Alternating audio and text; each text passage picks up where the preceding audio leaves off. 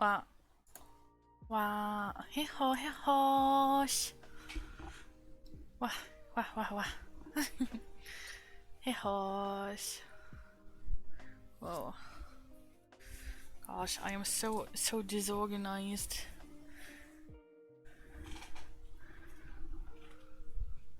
What the heck am I even doing? How can I be so disorganized? Heho, Jade. Heho. Hey, you cutie. How are you doing? I hope you're doing well. Wow, I took so long. My e-reader just turned itself off. Okay. Oh, I'm good. Thank you. Slight headache actually. Oh, head pads. Wait, do head pads not work again? What the heck? Oh, they're just too small. Okay. They're just too small. Look at them. Look at this small head pads.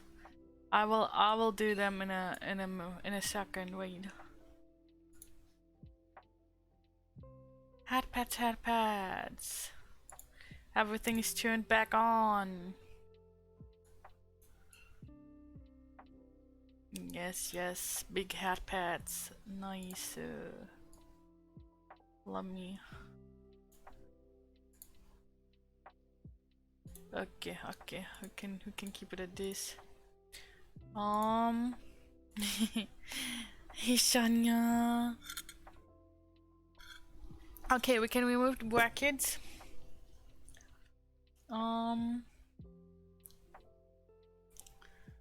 So where are we? Where are we?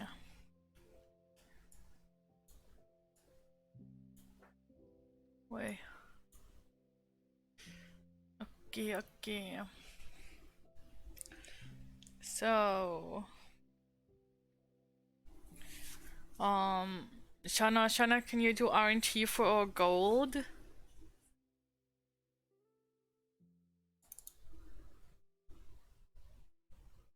We need to know what gold, how much gold we have.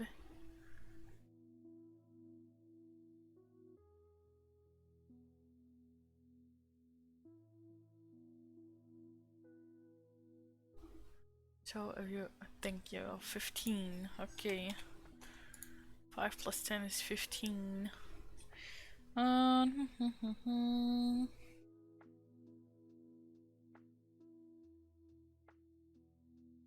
Okay. And like I think we had like a chainmail waistcoat and I mean we will lose that anyways. We know like no matter what we do we will sink on ship. Probably. So do we really want to take the chainmail? We found a way to watch us both. Wow. We will have 2 meals. Meals are good. Meals.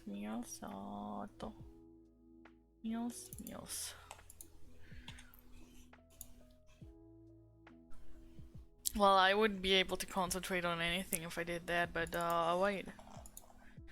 You do you. If you can actually focus on both things, that's great. I couldn't. I'm just not good enough for that. I think we could still use the maze. We haven't tried it one thing yet on the ship, so maybe we won't sink this time.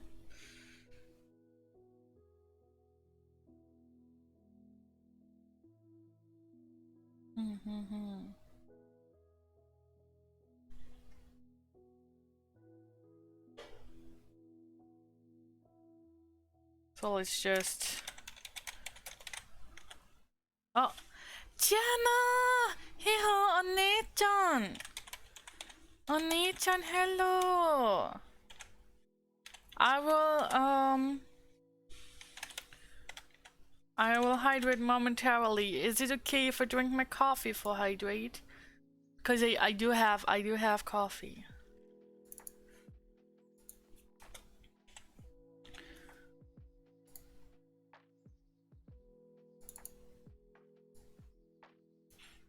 I do have coffee. Oh, is sound okay? It's not decaf. First of all, it's not even 4. And second of all, I don't have to get up early tomorrow. No, I do have a doctor's appointment tomorrow. Don't mind me, I'm eating something.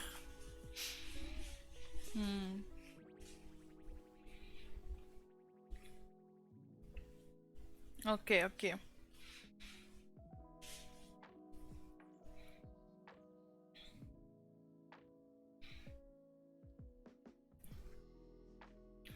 We should be set.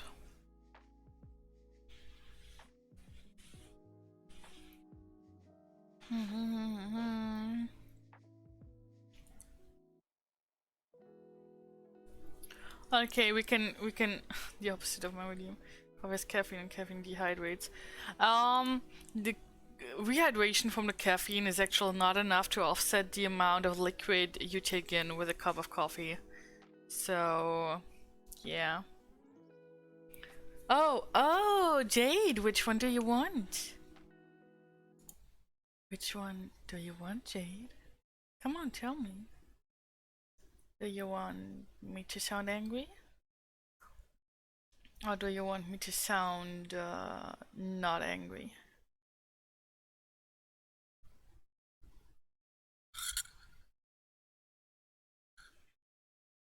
Or I could just choose if you don't say anything.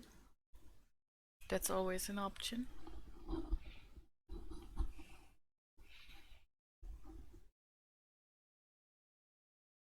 Oh, wait.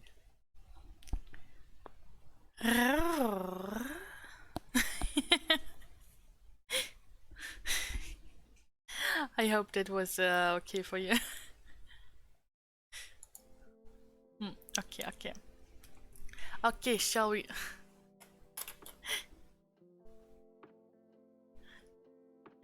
What's this?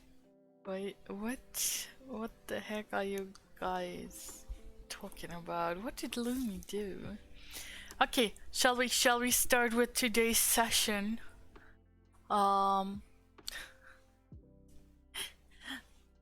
Okay, let's start with today's session. Yoza, yes. Okay. Is audio okay, or should I put BGM down a little?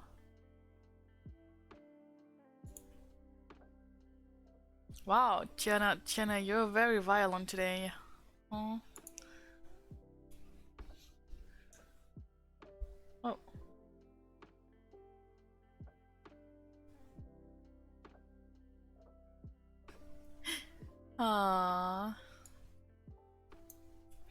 Captain Dval and his guard escorted to the citadel gate, where a small covered wagon awaits you. As soon as you clamber in, the gates are thrown open, and you're hurried away through the crowded streets of Holmgard. After a short but uncomfortable journey, the wagon stops, and the driver pulls open the canvas flap. "This is the Queen, lord. There's your ship, the Green Scepter." As he speaks, the driver points across the quay to a sleek trade carvel anchored near the harbor wall. "The first mate's name is Ronan. You will find him waiting for you across the square at the Good Cheer Inn." Then the driver bids you farewell and quickly disappears into the teeming crowds. You reach the inn to find the front doors locked and the window shutters barred. You're trying to decide what to do next when a hand grabs your arm and you're pulled into the darkness. If you wish to draw your weapon and to check your unknown assailant, turn there. If you wish to try to pull free of his grasp, turn there. Yesterday was not a good day, as surveillance is all I have left. Oh no, that sounds terrible. That sounds terrible. Oh, cutie. I hope today is better for you. Okay. Let's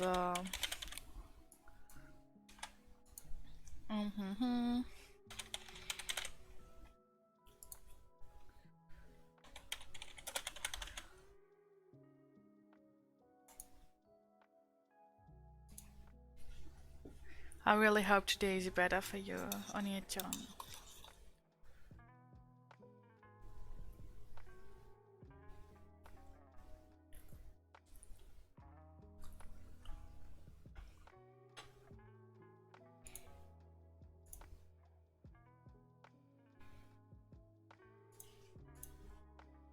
Check everything. Also, don't trust us fishermen. Never trust us fishermen again. God damn it.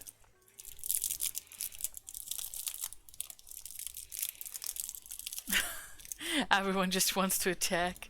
Everyone chooses violence. Violence is all we have. Violence is all we need.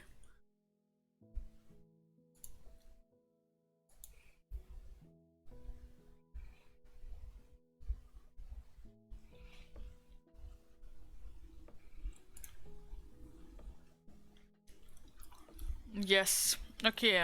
Violence we choose. Return to 273.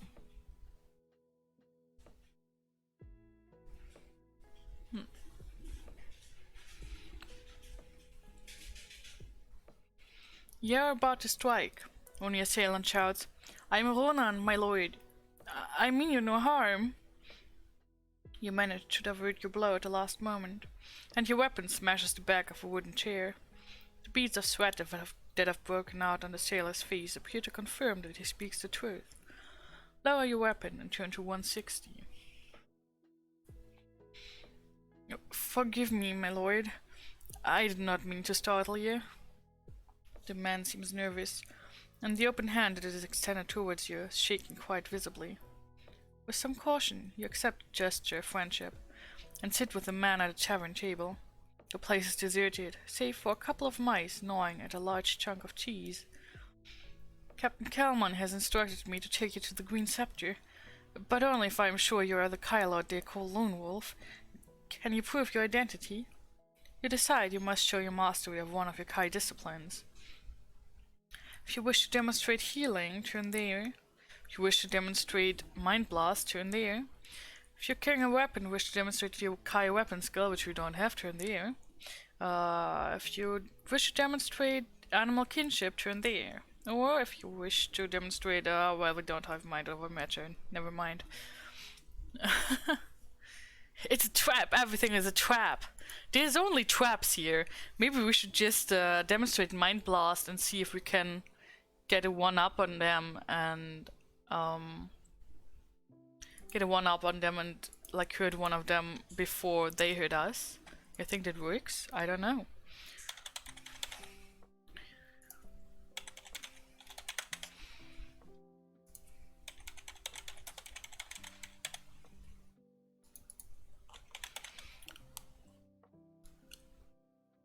So, which should we demonstrate?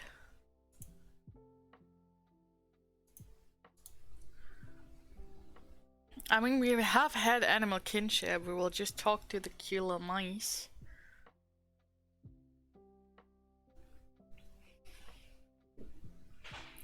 We've had that before.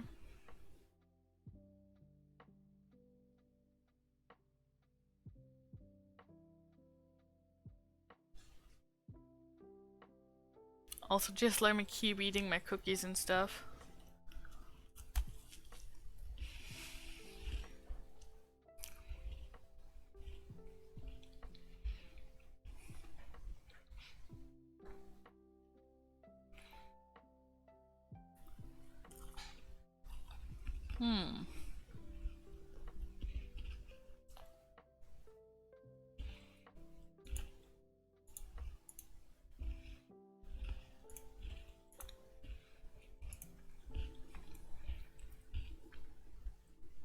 Oh, white animal kinship it is.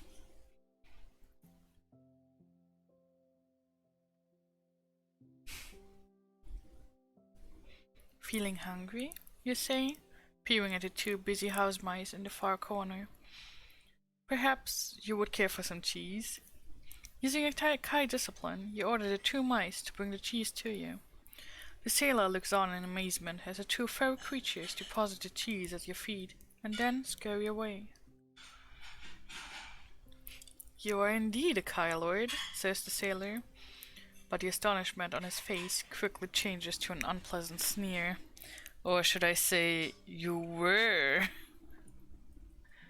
As he speaks, a door crashes open behind you, and you turn to see 3 harbor thugs advancing towards you. Each is armed with a scimitar, and you have no choice but to fight all 3 as one enemy. And there would be our first fight against the harbor thugs. Wow, you guys did great. They have a combat skill of 16. We have 18 plus 2 with mind plus, so 20. I mean, they're 4. They have endurance 25. We have also 25 right now, so all is good.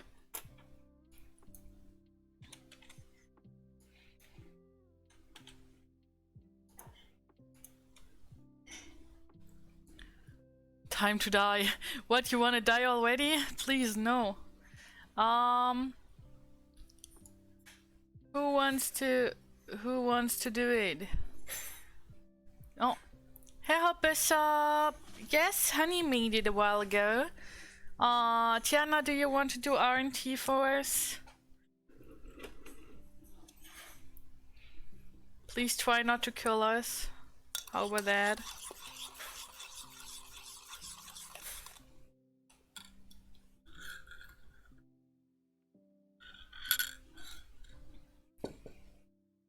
Time to die, time to die. Well, someone gotta do R&T.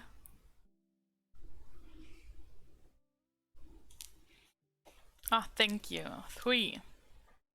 We are at 4. Enemy loses 7, we lose 3. Okay. Enemy loses 7, so it's down to 18. We only lose 3, so we're at 22. Bishop, do you want to do the next R&T? You just gotta type in what Tiana just typed. We need to do one more at least.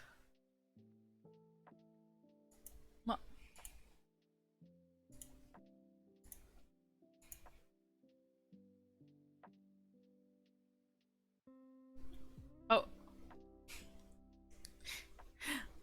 Seems like Jade wanna do it. Enemy loses 8 and we lose 2. Oh, head pads! Thank you!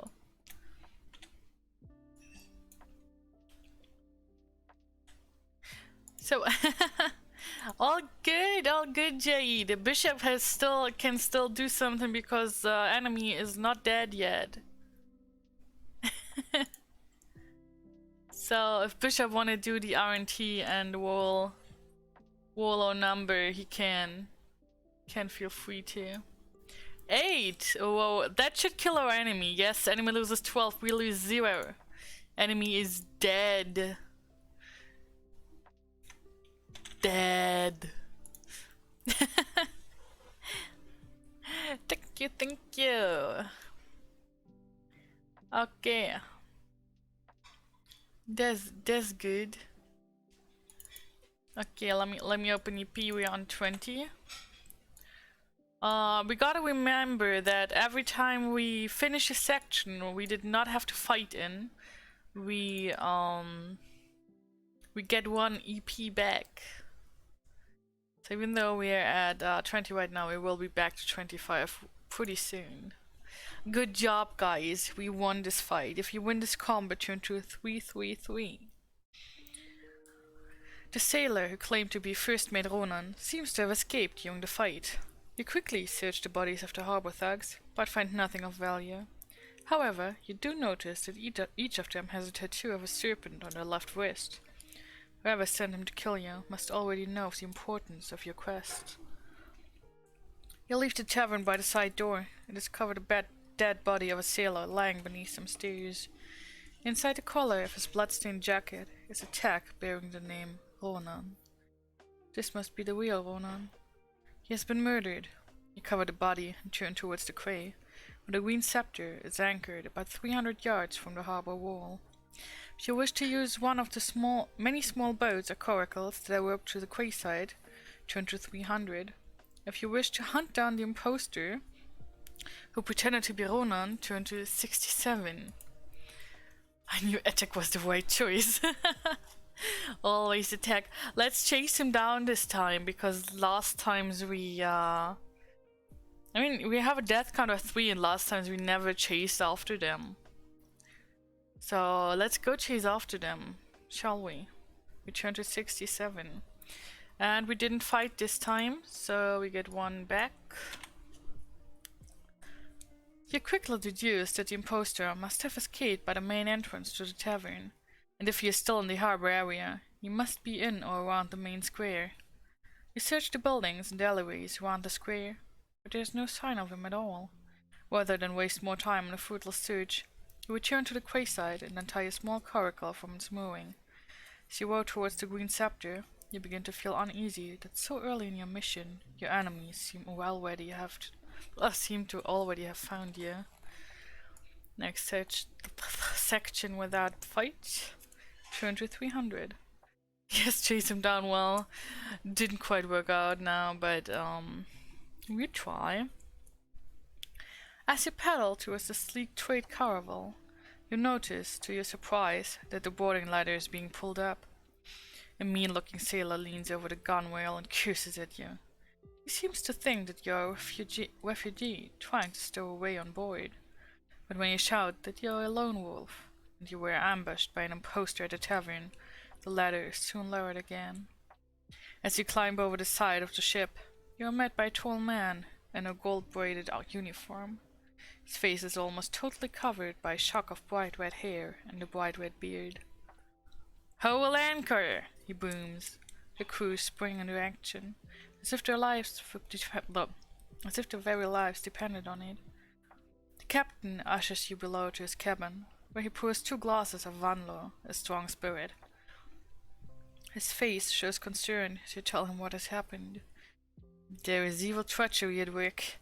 The enemy already has plans afoot to thwart your quest, he begins when you've told your tale. It seems that you have lost the element of surprise, and I have lost a courageous first mate. Let us only hope that the voyage to Duranor be swift and safe. You leave him to go up on deck just in time to see the outline of Holmgard on the horizon. With mixed feelings of pride and apprehension, you descend the stairway to your cabin as the last spy of the capital disappears from view. Pick a number from the random number table. You know what to do, guys. Pick a number.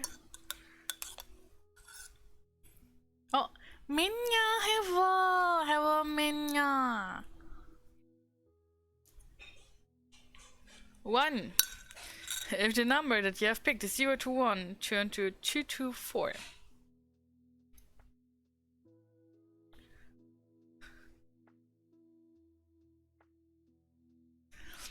We always end up with 0 or 1. We haven't been anywhere else yet. What is this sorcery?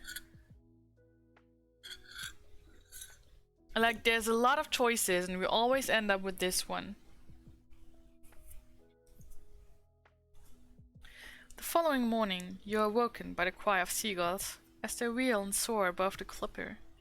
The wind is strong and it fills the sails. You breakfast with Captain Kalman, who is in better spirits than the previous day. He tells you that the Green Scepter is making good speed and should arrive at Port Bax, the main Duranese seaport, within a week. Suddenly, you hear a cry from the crow's nest. "Land of the port, bow! Land the port!" You and the captain climb up on deck and brace yourselves against the fresh sea breeze. "That's Manon, the southernmost island of the Kirlanden chain," says the captain, pointing towards the sharp rocky coastline in the distance. "Wreck Point," the traders call it. Many a ship has ended her days upon those granite teeth. Captain Kelman hands you an ornate telescope with which to take a closer look. The sharp rocks are festooned with the splintered skeletons of ships that have run aground or were dashed against the shore in a storm. You are in fascination at the shattered hulls, imagining the terrifying scenes of the destruction. Then, suddenly, high above the pinnacles of stone, hovers a black shadow, like a small wing cloud. It seems to be moving towards you. Suddenly, you realize what a cloud really is. It is a swarm of large slun beasts, and possibly some Khan. The alarm is shouted along the deck. Prepare for battle! If you wish to stay on deck, ready your weapon. Turn to there. If you wish to return to your cabin, turn to there. Another section without fight. And let's see what we do this time.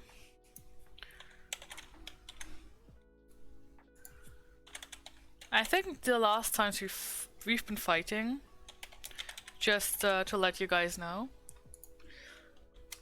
so we don't get know what would happen if we were to not fight. It's pretty clear what Shana wants to do. Shana wants to fight everyone and everything.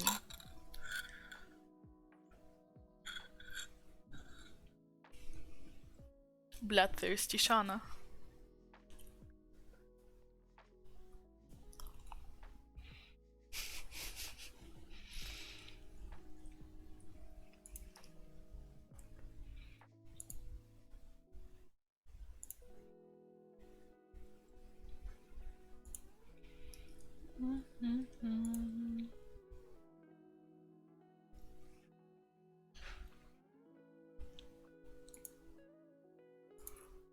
Who to his cabin?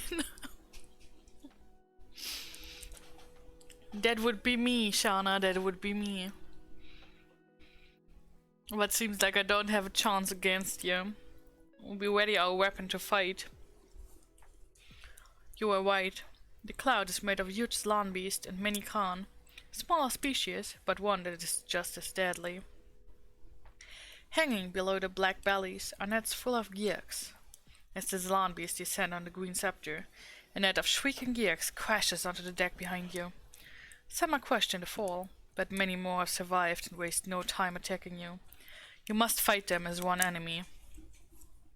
Gearks have combat skill of 15, while we have combat skill of 20, means 5 is our combat ratio.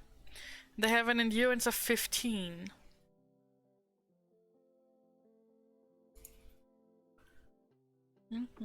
Combat record. How much do we have right now? I think 23 or 24? 23.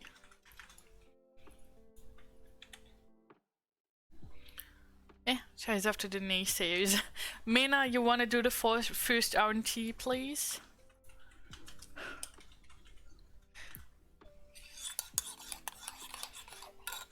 5.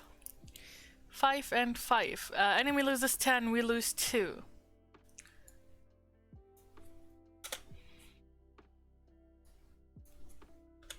Next! Who wanna be next? Oh, Ahmed! Guten Abend, though it's still afternoon, so guten Tag. But if Amelia is here, you can do the R&T if you want.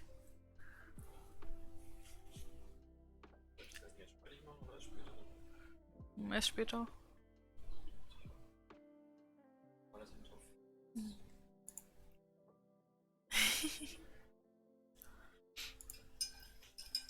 Or just someone do R&T. We can go with first come first serve again. Enter key. Oh. Nobody wants to. Nobody wants to. Okay. Oh, that is not a 0 to 5, Shauna. Animal loses 11, we lose 1. Enemy is dead. We are back to 20. Oh yeah, let's kill our enemy. Dead enemy. Yay! Good job. If you win this combat, turn to 3, 4, 5.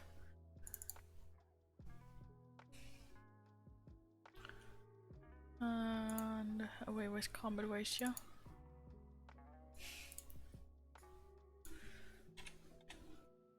Dead enemy. Yes, enemy is all dead now.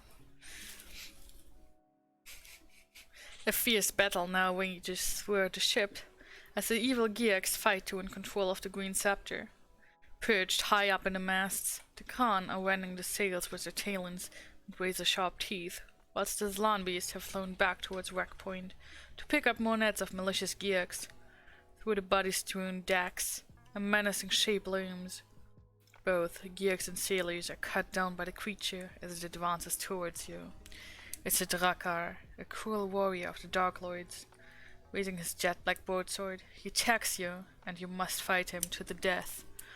He's got a combat skill of 16, so we are at a ratio of 4 again, but he's got endurance of 24, which is more than we have right now. So they inflict terrible. Dead enemies are the worst. They inflict terrible psychological damage. Oh my gosh. Oh. Let me actually do RNT for once. Oh, 8. 8. 8 and 4. Means enemy loses 12, we lose 0. Good first strike, good first strike. Tiana, you wanna do the next?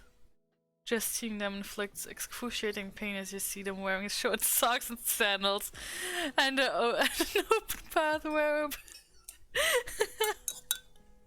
I hope they at least have like shorts or something on as well.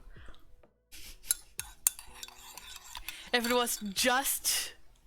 Oh, shorts, socks and sandals, okay. But still, like, why an open bathrobe with that? Speedos. Oh gosh.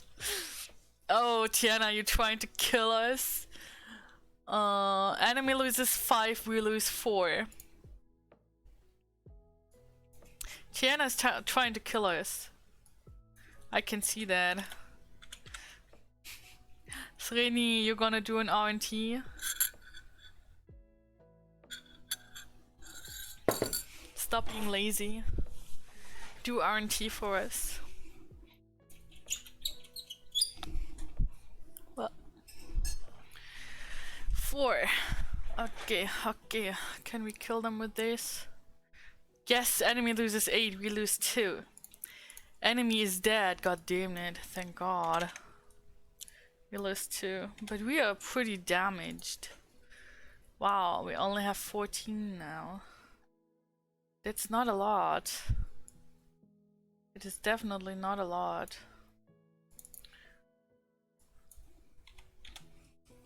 She stole my goth die. Kill her today. Yes, we have.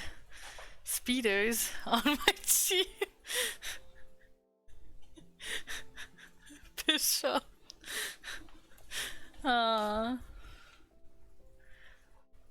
They inflict so much terrible trauma. Oh, if you win this combat, turn to 2, 4, 3. Seeing their master slain, the Gearks falter and retreat towards the stern. Captain Kelman rallies his crew and attacks, leading his men against the snarling creatures and driving them back until they leap into the sea to avoid the rain of swords. Knowing the battle to be lost, the Khan leave the masts and fly back to the distant coastline. "Oh, thanks, Kai Lord," the captain says and shakes your hand. "We are proud and thankful to have you with us." A cheer resounds along the decks as the crew voice their praise. You help tend the wounded whilst repairs are carried out on the damaged masts. Within 2 hours, they are complete. The wind fills the sails, and you continue your voyage to Duranor. Back to 15 we go. Quali! We didn't die yet. Ah! Thank you for the resub, Quali! Wow, thank you! Thank you, thank you! Wow, you'll get hat pads in the height.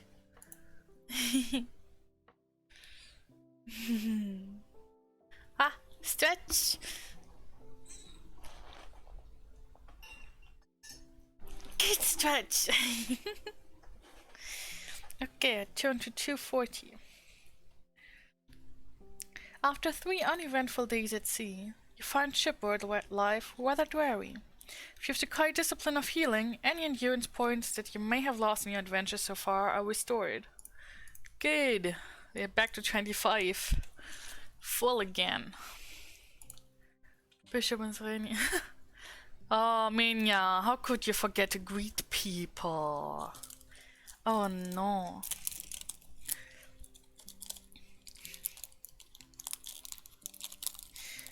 Okay, on the afternoon of the 4th day, you're talking with an injured sailor up on deck when you smell smoke seeping from the hold. If you wish to enter the hold, turn there. If you wish to shout fire, turn there.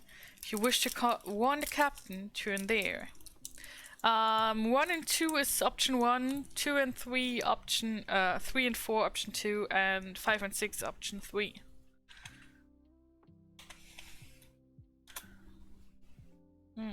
Option 3, we go and warn the captain. As he bursts into his cabin, the captain looks up in surprise from his chart table. Fire in the hold, you gasp, breathless from your one. In an instant, the captain is through the door and ordering the crew to fill buckets with water and gather blankets to smother the fire. By the time you reach the forward hold, the smoke is dense. Suddenly, the ship is thrown into frenzy as flames erupt from the hatch cover. It takes over an hour to contain the blaze, and the damage is great. The entire store of food and fresh water was in that hold, and the hull has been badly weakened. The captain climbs out of the smoking hold and approaches you, his face black with soot. He is carrying something in a bundle under his arm. We must talk in private, my lord, he says quietly. Without replying, you turn and follow him to his cabin. Turn to 222. After taking care to close his door, the captain opens the mysterious bundle and tips the contents onto his cabin table. A large, charred earthenware jug and several blackened dregs drop in a heap. They give off a strange, oily smell. This was no accidental fire, he says solemnly. This was an act of sabotage. The forward hold is a food store. Yet I find this oil jug and these soaked rags upon the floor. Someone on the ship is prepared to risk his life to stop us reaching Duranor. You both stare at the burned rags as if they hold the answer to your questions. Suddenly, a cry from up on deck breaks the silence. Ship ahoy! Ship off the port bow! Grabbing his sword and telescope, the captain disappears through the door and up the ladder to the deck above. If you wish to follow him, turn there. If you would rather make a quick search of his cabin, turn there. I mean, we already know, we've been there before, we can't with our skills, we would die. So we can just follow him. Still, we can't. We would need a skill we do not have to do that.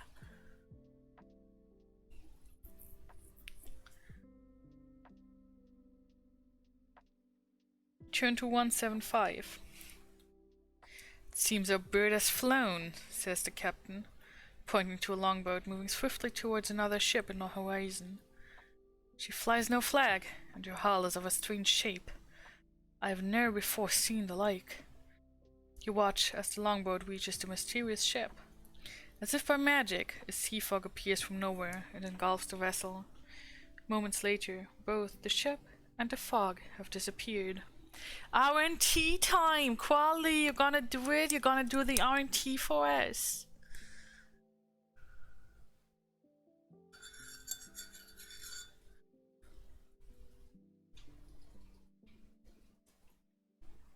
No. Quali, R&T time. Yay. 1. Turn to 53. You're whispering among the crew, catch the words ghost ships and cursed voyage. But the whispering stops when the captain's voice calls for all hands on deck. A silence descends on the Green Scepter as Captain Kelman addresses the crew in a loud voice. Men, we are 3 days' sail from Port Bax, but with a strong wind and a stout heart, we'll drop anchor and feast there in 2. The fire has claimed many of our provisions, and rations are hereby cut to 1 meal a day. A guard shall be placed upon a freshwater cask, but we are strong, we shall endure. Any man found thieving will receive 100 lashes. That is all. The crew seem unhappy at the captain's decision, but none of them dares to challenge his authority. Later that afternoon, you are invited by both the crew and by the captain to take your evening meal with them. Oh, happy lurking, Crowley!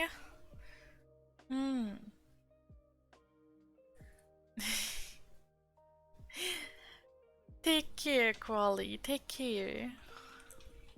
And don't get too distracted. If you wish to eat with the captain, turn there. If you wish to eat with the crew, turn somewhere else. Who we want to eat with tonight? Captain or crew?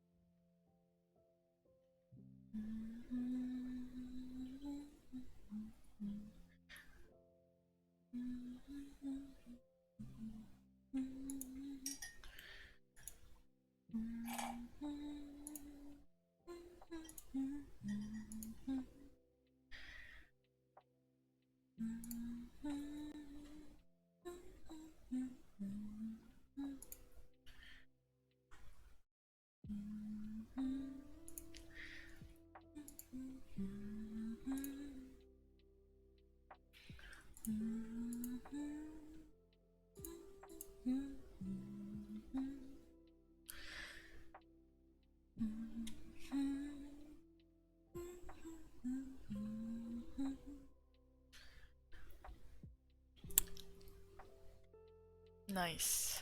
Okay. Even captain, uneven crew.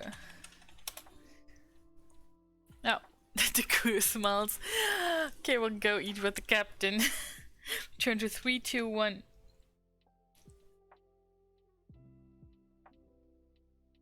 The meal is poor. It is made up of yesterday's leftovers, and what the captain tells you as you finish. Your meager supper confirms your suspicions. I have a confession to make, Kyloid. The fire destroyed our entire food store. We had barely enough in the galley for this meal. I fear that we will have to survive on a diet of fresh fish until we reach Port Bags. Unless you have food in your backpack, the poor meal leaves you hungry and you lose 2 endurance points. After dinner, the captain challenges you to a game of Seymour, a board game a little like chess, involving skillful strategy and bluff. To add a little excitement, he suggests a small wager. So first we gotta cross out one of our meals. Great Wi-Fi lag. Oh damn it. Let's not accept the offer this time, because last time we did accept the offer. We'll turn to 197.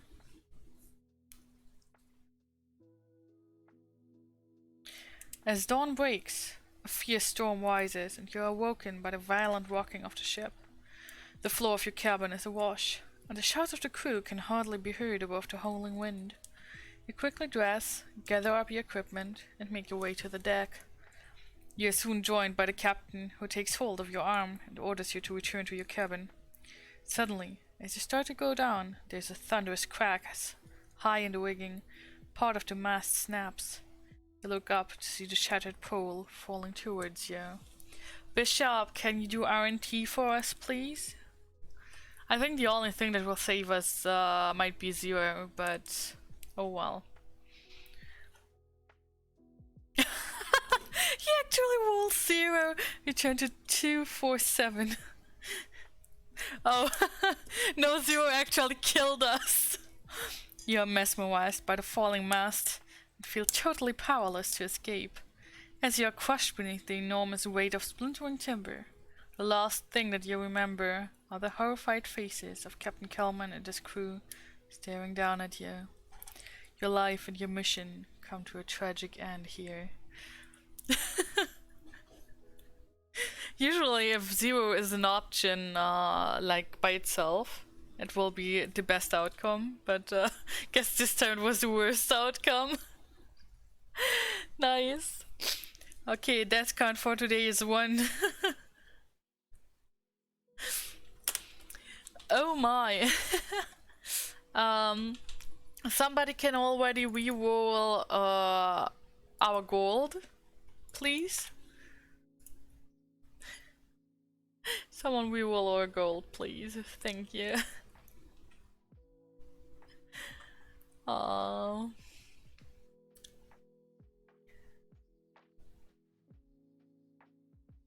14 is alright. Okay. Damn it, didn't expect that.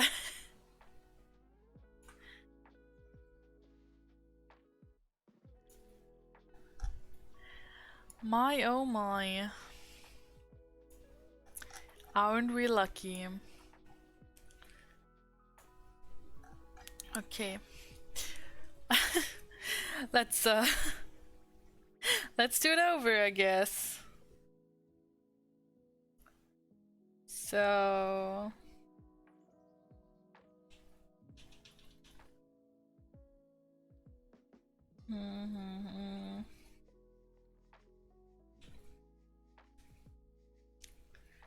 okay, what we want to do, we want to attack, I guess. And as I said, this time we will display Mind Blast, because that's what I really wanted to do last time. So we turn to 133. Looking directly into the sailor's eyes, you concentrate your Mind Blast at his open hand. Suddenly, the man falls backwards from his chair, clutching his hand as if he had just picked up a red-hot coal. When you explain what has happened to him, he looks at you in amazement. Turn to 268.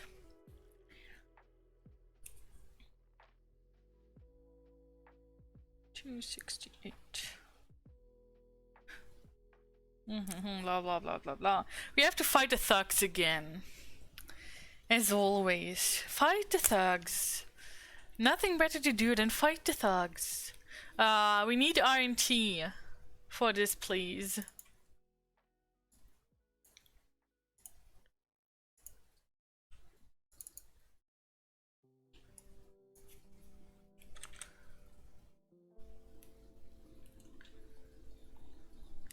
Someone R&T.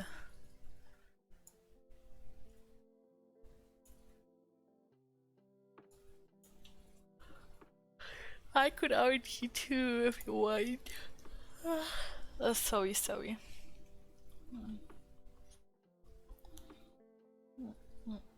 I don't know who nobody does it, I can do it. Thugs exist to thug. Let me... Oh, you already did. 7. Enemy loses 11, we lose 1.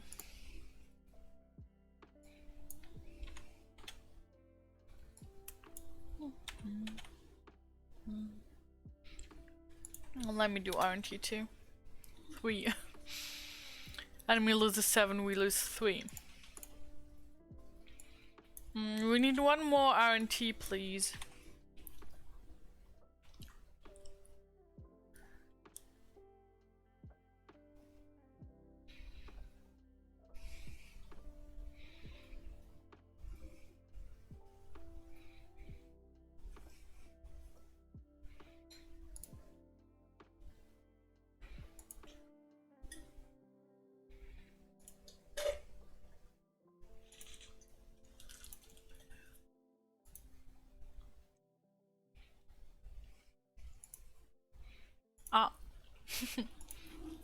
Amelie, you can do the R&T if you want.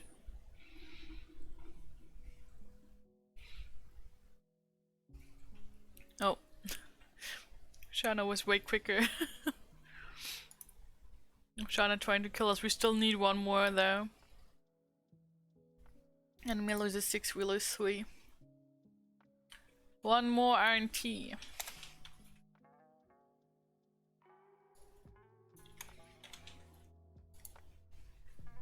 Please don't kill us.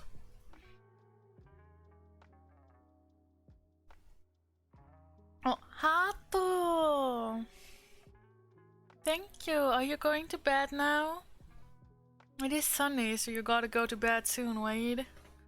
Probably have work tomorrow. Hato, bye. Most probably work tomorrow. Yeah. Yeah, poor Hato. Why most probably? Are you? I hope you're not sick.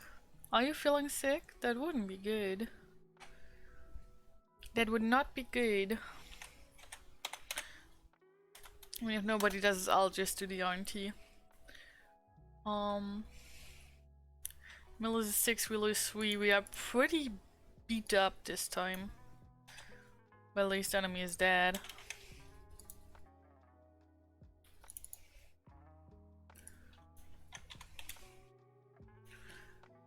I really hope you're okay. I would not want you to be sick. I don't want any of you to be sick.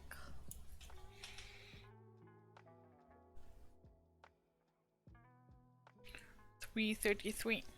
We know what it is. We go right to the boat. Okay, we need an RNT, please. Hato, do you want to do the RNT? Type into chat exclamation mark RNT.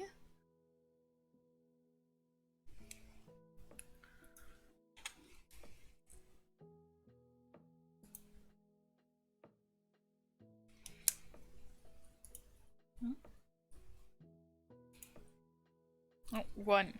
Okay, turn to 224. We're not good at this. More fights.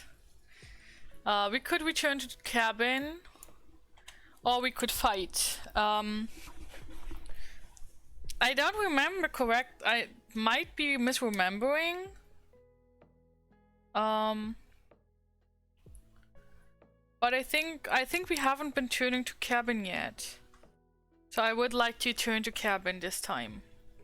So I go to 34. And this time we didn't fight yet, so all good. As you close the door of your cabin, you hear the frantic shouts of the crew as they prepare to fight off the attackers. Suddenly, you hear the dull thud of something hitting the rear deck, followed by the shrieks of creatures you know only too well. Gearks. The slan beasts are dropping nets of gearks onto the ship. The door of your cabin bursts open, and you are faced by 3 of the hideous gray-skinned creatures. Their jagged swords are covered in blood. You cannot evade, and you must fight them as one enemy. Gearks have a combat skill of 16 and endurance of 14. So many fights. Wow. No. Is 4. And we only have 15 right now? No, we have 18 already. Okay. Well, Mina, would you do the works? Would you do the RNT? Thank you, Hato. Sleep well, okay? I hope we can maybe at some point have you here for a bit longer again. Maybe at least when my LTD model is done. I am working on it. I hope to be done with the art part the coming weekend, and then the week might probably be done a week later. So by around mid-November, early December, I might be having my LTD debut. I hope for that at least you will be here. 5. Enemy loses 9, we lose 2. 14 minus 9 is 5. We lose 2. 16. We need one more RNT, please.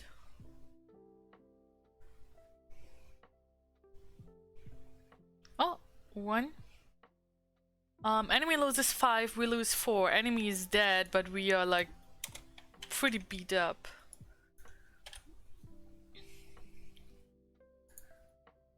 To. Why did I say 14? 12. We're only at 12 anymore. Oh my gosh. Turn to 3, 4, 5. A fierce battle now wages throughout the ship as the evil Gearks fight to win control of the Green Scepter. Perched high up in the mast, the crown are known blah blah blah, the Drakar. We have to fight again. He has endurance 24 and combat skill 16.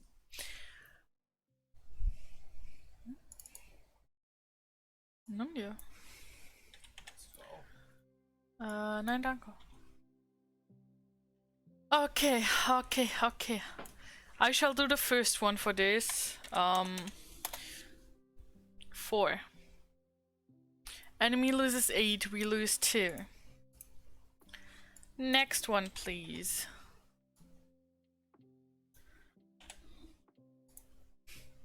Why are you pouting, Shania? Why are you pouting?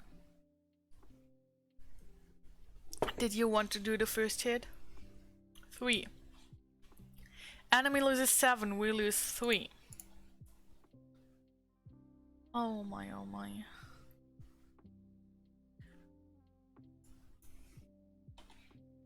This might be a hard one. Yeah, we need one more. Please. Please and thank you. Shana, you can do the last one if you want. Or like the next one. No, probably not the last. Not with our luck. I hope we don't die here.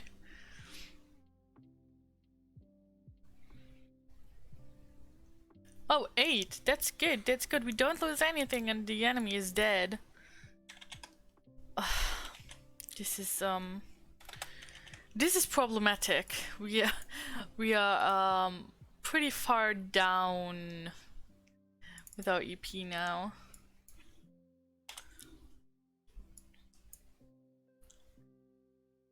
This could present as a problem. Oh my. Okay. We win, we turn to 2, 4, 3. Once again. Blah blah blah, seeing the master slain, they falter blah and retreat, blah blah blah blah blah blah blah. We recover 1. We recover 1. Turn to 240.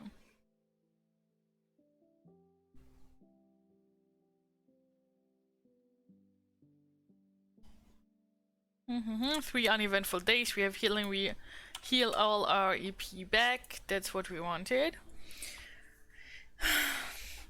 Okay, this time we enter the hold. We haven't done that yet, so we just enter the hold and turn to 29. A hush descends. Oh wait, that's not it. Stupid e-reader.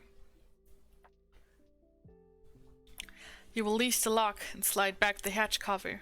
The sudden draught of air causes flames to billow out of the hold. You stumble backwards, clutching your burnt face. Lose 2 endurance points. Oh wow. Okay, we lose 2 EP, I guess. 23. In fire! The cry goes up. In panic, the crew fight to put out the flames. It takes over an hour to control the blaze. The damage is considerable. The entire store of food and fresh water was in that hold, and the fire has completely ruined both, as well as weakened the structure of the ship. As you stand surveying the wreckage, the captain approaches you, his face blackened by the smoke. He's carrying something in a bundle under his arm. "We must talk in private, my lord," he says quietly. Without replying, you turn and follow him below to his cabin. Turn to 22. After taking care to close this door. Oh, we have had this. We're back there. Ah, we're back there again. God damn it. Burned our face. Yes, we burned our face right off. Can always put it back to there. We follow him this time.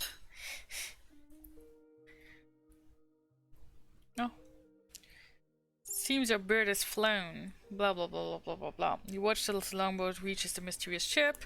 Random number table. Somebody do the RNT please. Maybe a high number this time. At least I hope for a high number this time. Maybe.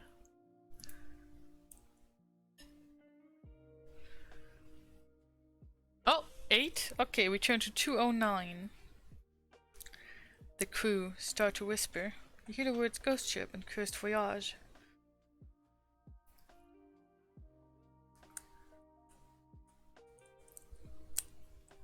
But the muttering stops when the captain's voice booms out an order for all hands on deck.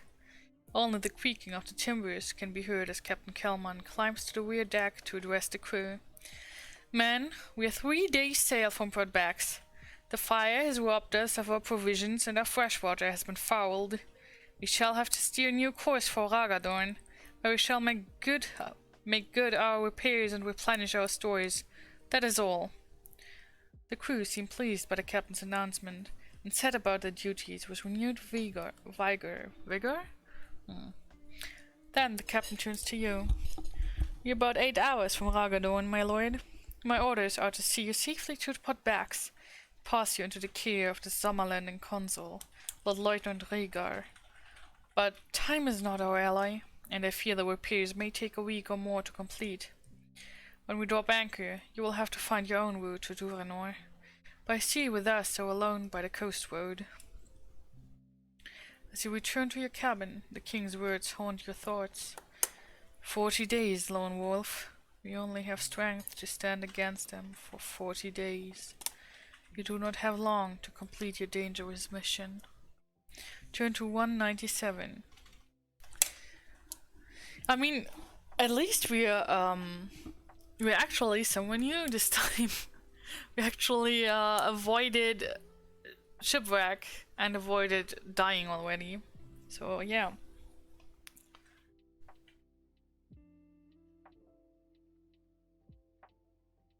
$197. As dawn breaks, a fierce storm. Oh no, we're not.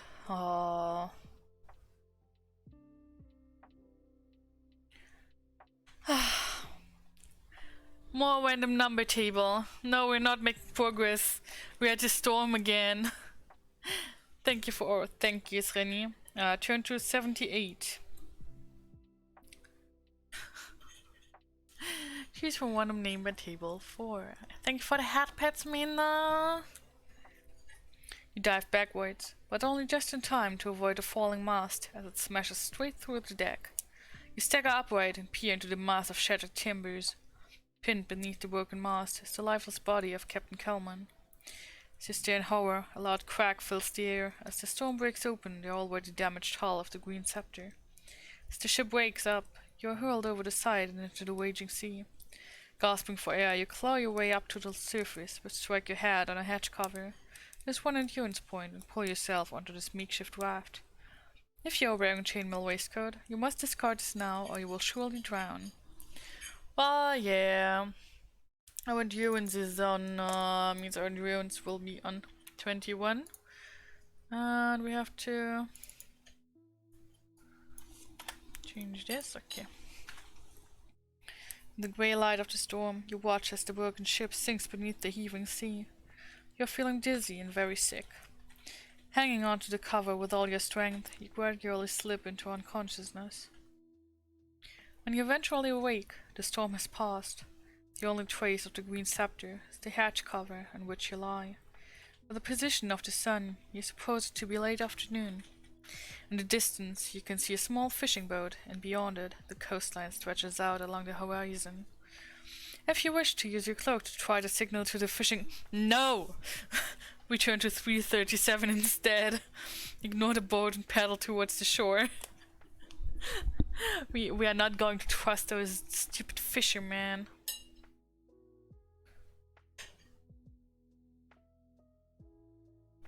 When you're only 50 yards offshore, you slip into the waves and swim towards land. When you finally reach the beach, you sink your fingers deep into the wet sand, slowly claw your way up the beach to the shelter of some dunes. You're exhausted and very hungry. The only possessions that you have saved are your gold crowns, your backpack, and any special items that you did not discard in the storm. Any weapons and backpack items that you possessed before the storm have been lost. Make the necessary adjustments to your action chart. Oh yeah, we don't have many backpack items anyways. We just don't have our meals.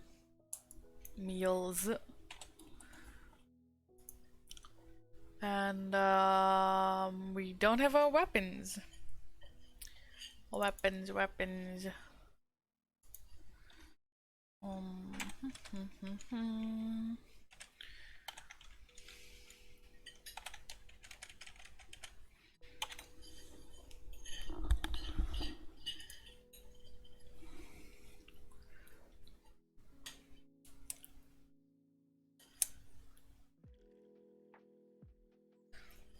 However, a few hundred yards away, you notice clumps of small twisted trees laden with purple fruit. If you have the kind discipline of hunting, turn to there. If you wish to eat this fruit, turn to there. If you do not wish to eat this fruit, lose 3 endurance points and turn to there. Oh, more head pads! Thank you, Bishop. Thank you. Let's go eat the fruit. We don't want to lose health. They are lanuma trees, and their food is very nutritious, as well as being sweet and juicy. After your meal, you feel much stronger. You pick enough food for 2 meals and store it in your backpack. All good. Back to 2 meals we are. Looking behind the trees, you see a wide coast road that stretches into the distance to the east and west. There are no signposts. Map. Well, we wanted to go to Ragadorn, which, we don't know where we are. If we are east of it or west of it. More head pads! You're spoiling me with head pads today! Thank you! Which means, I don't know what to do. You tell me what we do. Oh. Choice. Will we go east or will we go west? I don't remember what we did last time, it's been so long.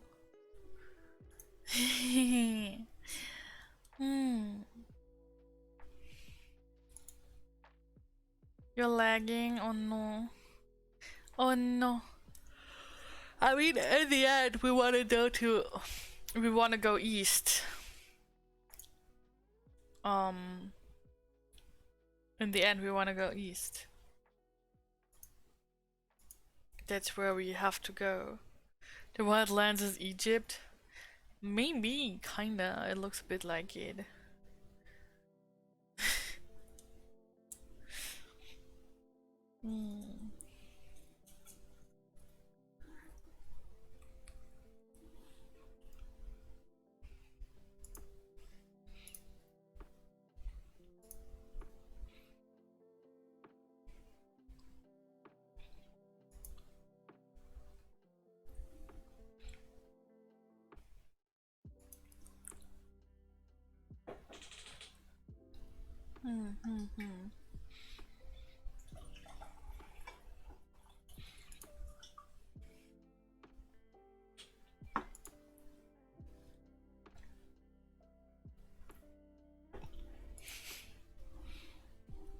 Okay, east we go, we turn to 27.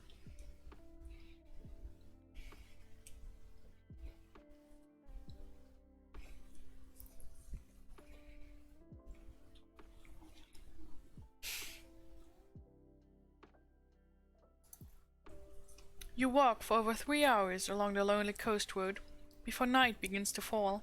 You're very tired and you decide to get some sleep and continue at dawn. You remember the tales told by your Kai masters of the wild lands between Zamalund and Duranor, where packs of wild dogs roam the wastelands at night.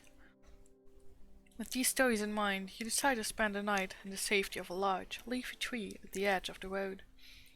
Your rest is very refreshing. Restore 2 endurance points. And turn to 312. Oh no. Tanya can't hear me. Oh no. Oh no. Oh. Oh no no no no no. That's sad.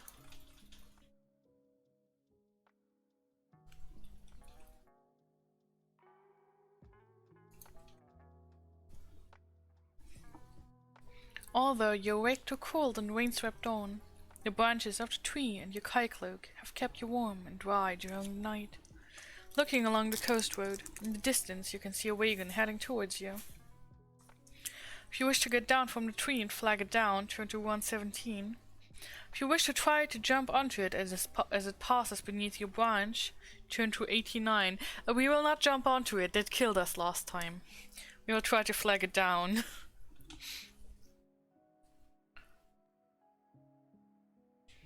$117.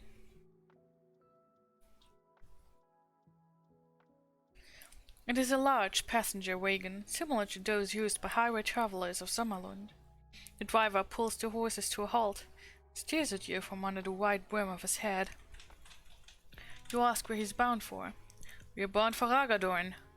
Here or there by noon today. A seat will cost you 3 gold crowns, but you can ride on the roof for only 1. If you wish to ride inside, pay the driver 3 gold crowns. If you would prefer to ride on the roof, pay him 1 gold crown. If you cannot pay the fare, you must let the coach continue and begin your journey on foot. Roof? Or inside? Inside we might get information, but we might also get in trouble. On the roof? We are on the roof. We might be spotted and ambushed. We might not get into trouble and save some gold. I don't know.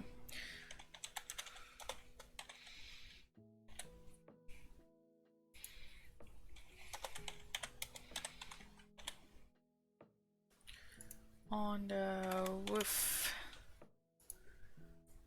I mean, I will put up a pole as for most things.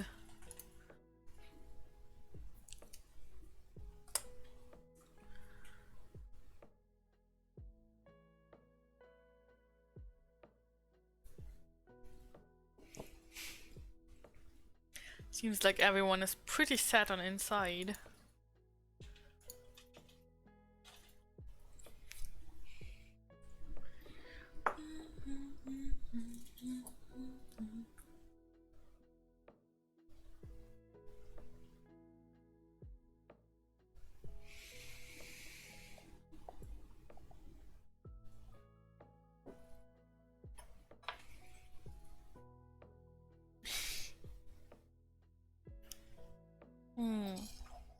Also, guys, do you like the keys, or should I try to make them a bit different? And with the keys, I mean the sub badge.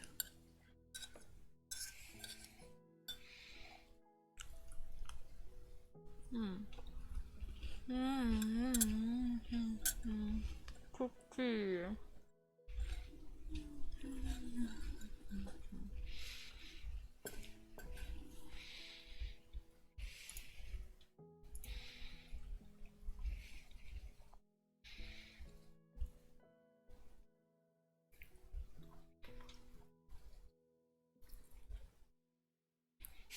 You just want to get inside, huh? How lewd. Okay, let's pay 3 gold crowns and let's get inside there.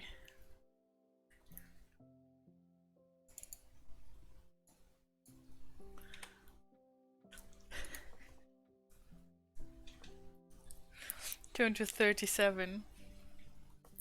What? You wanted to go inside?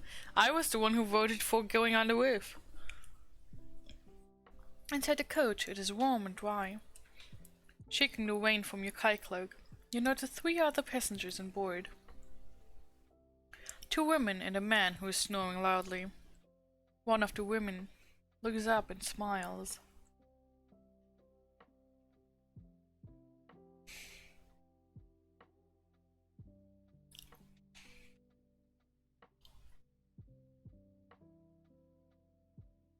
Oh. now we've been at 37. My e-reader just like randomly stopped working properly again. Well, be a little moment. I gotta restart. No one said it was lewd. You're lying. I would never say something like that. Why are you lying?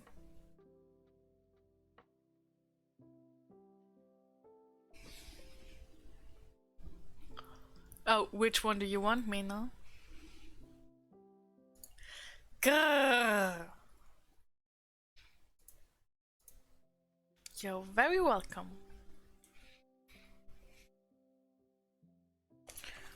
Oi, e-reader, why are you dying?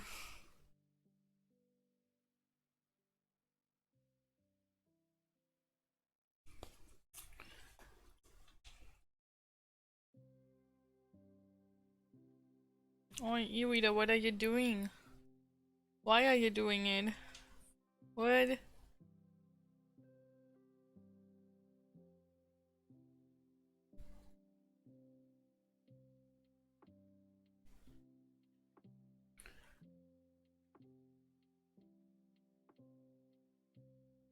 What is happening? Why is it happening?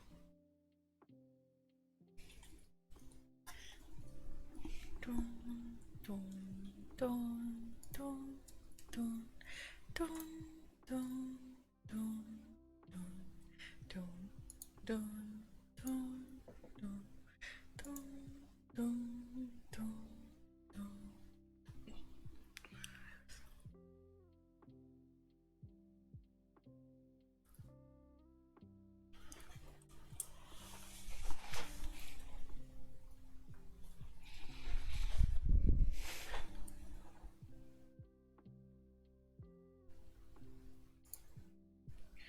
Oh, I think we're back.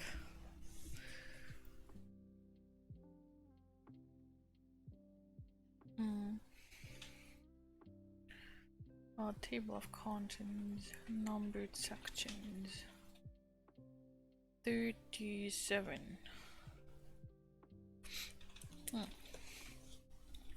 We should reach Ragadan in 6 hours, she says, placing her basket on the floor so that you can sit beside her. You learn that she lives in Ragadan, and she tells you a little about the port. Since Killian, the Overlord, died 3 years ago, Ragadan has been ruled by Laklan, his evil son. He and his mercenaries are nothing but pirates. They bleed the people dry with their heavy taxes, and if anyone complains, they are quietly disposed of. It's a sorry state of affairs. If you take my advice, you'll leave Ragadan as soon as possible. During the journey, you must eat a meal or lose 3 endurance points. Well, we don't wanna lose endurance points, so we'll eat a meal. Meals, eat a meal. Fine. Then, in the distance, you hear a bell tolling. You look out of the window to see the city wall of Ragadan. The coach passes through the west gate and pulls to a halt. As you jump to the ground, you're greeted by the awful smell of this dingy seaport. A rusty sign nailed to a wall says, "Welcome to Ragadan." The woman tells you that you can board a coach to Port Bax at the coach station near the east gate of the city. If you wish to walk north into Westgate Lane, turn there. If you wish to head south along West Bank Walk, turn there. If you want to walk east into Aches Lane, turn there. Oh my, oh my. I mean, we have to go to the east gate, so eastern would probably be Aches Lane. But then again, we don't have a lot of time. So, maybe.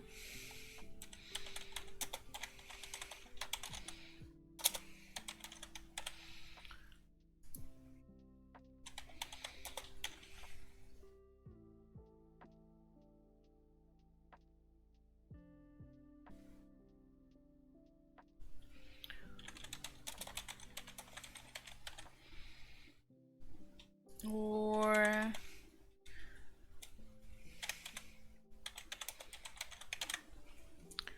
those are our choices this time. 3 choices. North to Westgate Lane, south along West Bank Walk, or east along Aches Lane. Yeah, Aches Lane does sound enticing. Not gonna lie, it does sound enticing. Hmm.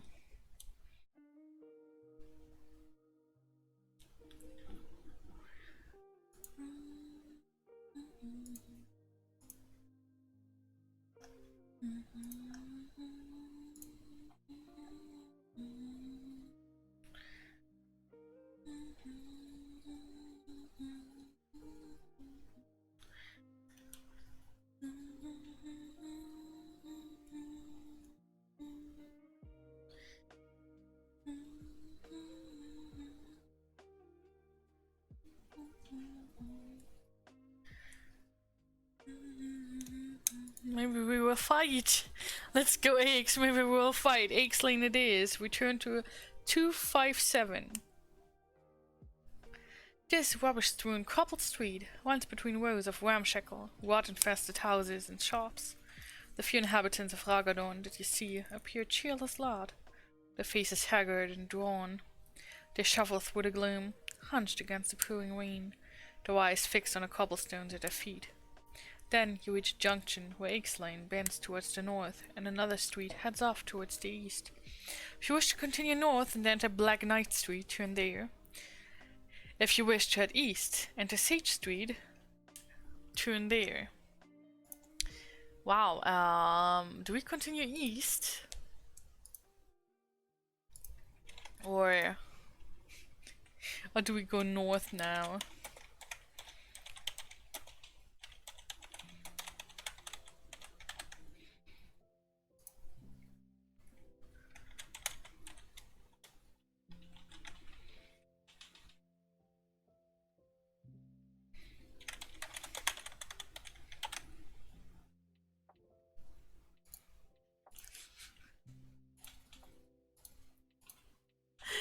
What is with these street names? What the heck? Who came up with that?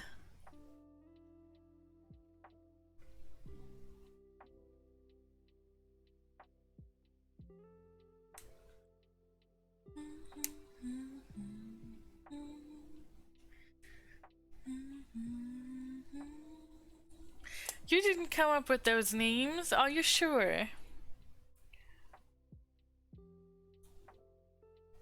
Are you sure now, Minya?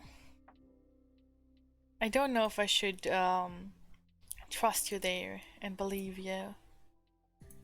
You probably did come up with it. Who else would do that? Who else would come up with it? Huh? Huh?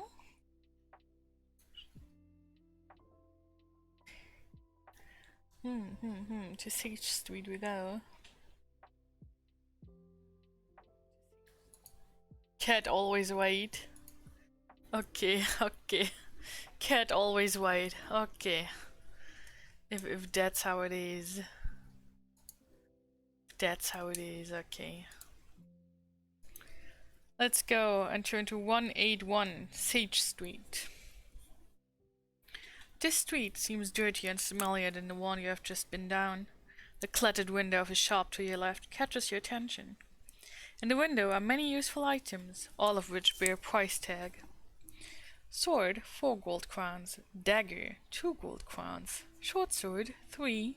Warhammer, 6. Spear, 5. Mace, 4. Fur blanket, 3. Backpack, 1 gold crown. There's probably a way to lose our backpack. Let me look at the footnote.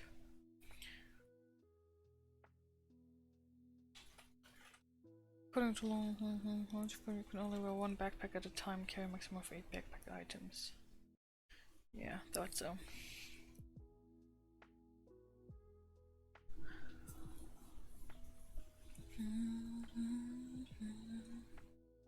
We should probably get another weapon, but a dagger would suffice. It doesn't matter which weapon we wear. As long as we have any weapon, we will be alright in a fight. So I'd say we get the dagger because it's the cheapest weapon.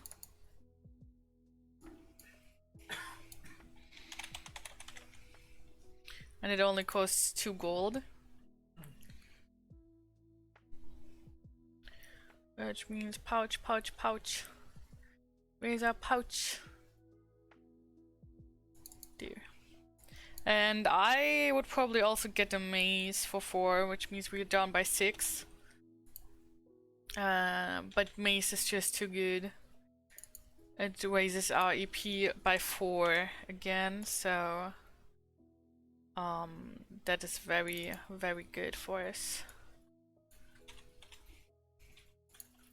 Don't lose our money. I mean, at least it's money well spent. It will help us in the long run. We don't need another backpack, and I don't think we will need a fur blanket. You may enter and purchase any of the above items. When you have completed your purchases, you continue your way along Sage Street, towards the Ragadon Bridge. This bridge is the only connection between the east and west sides of the port, and you push your way through the crowds of people. And carts. You find yourself in a rubber-strewn thoroughfare known as East Trade Lane. Turn to 186.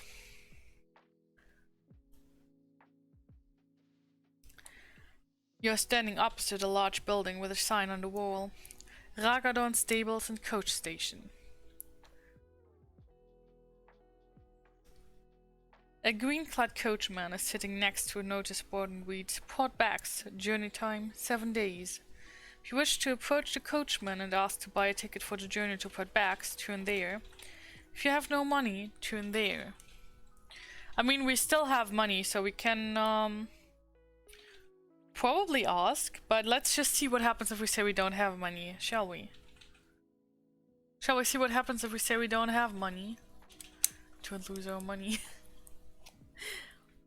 Or we can just, you know, do the smart thing and try to get on a coach right away. Maybe we actually have enough money left. No money, no problem. I mean, we still have 5, so I hope that will be enough.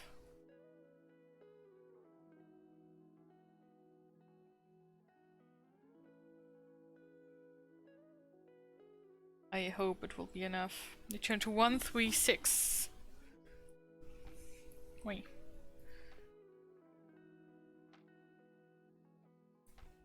The fare to Port Bags is 20 gold crowns, says the coachman in a gruff Ragadonian accent. If you have 20 gold crowns and wish to purchase a ticket, turn there. 20! Holy shit!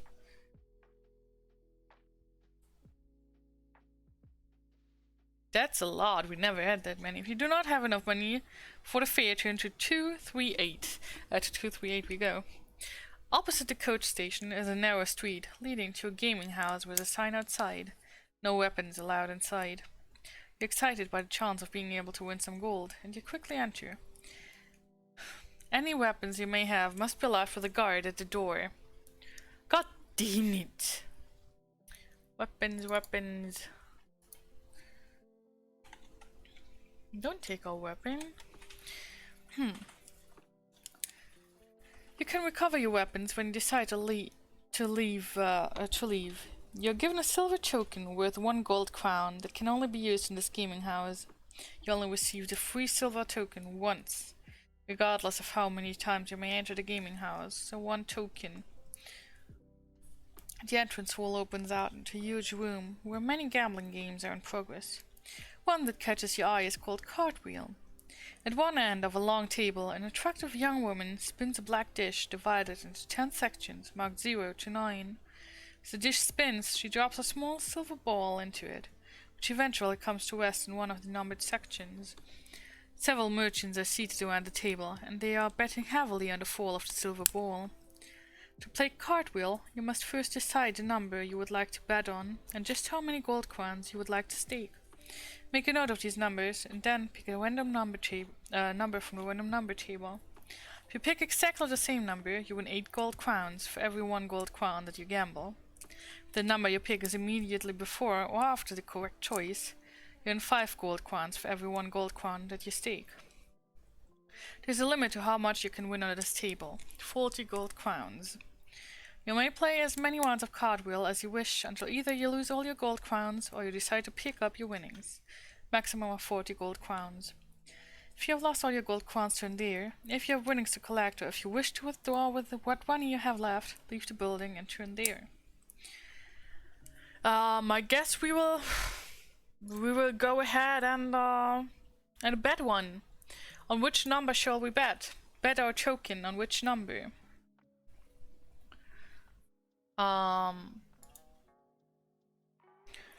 Bishop, do you decide what number we bet on?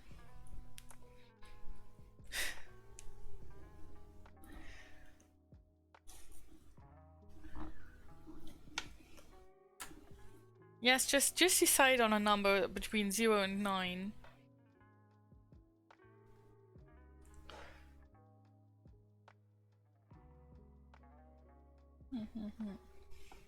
Six, okay.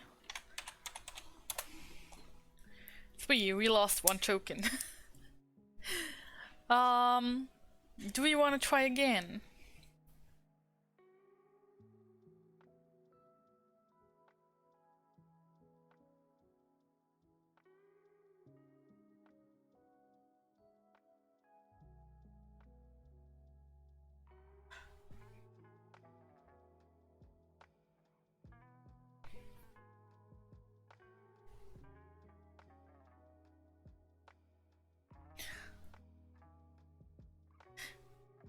Five this time. Okay.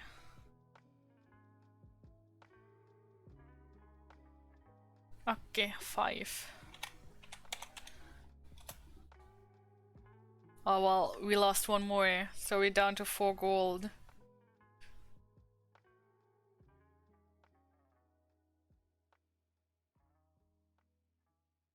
That's it's not going well.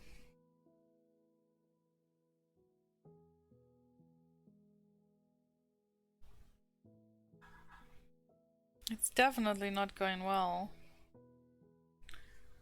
Poverty is my true identity.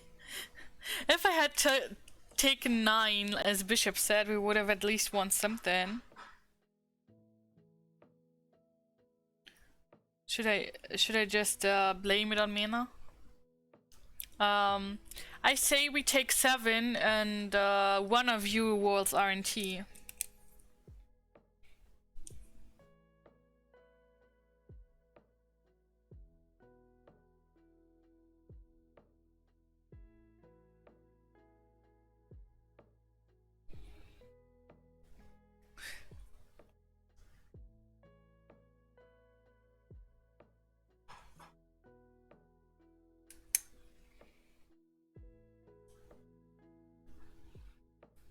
Why don't you do RNT, please? We take, we say 7.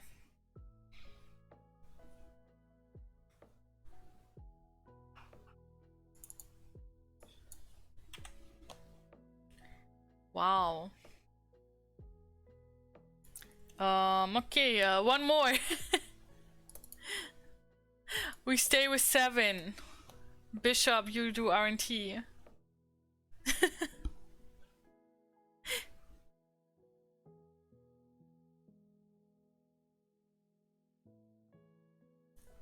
Oh, still no. Oh my. Well, still stay with 7. Ouch. Shana, please do RNT with our last gold crown, thank you.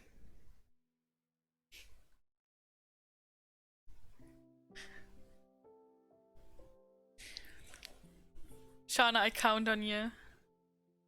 Do RNT. Yeah, we lost everything.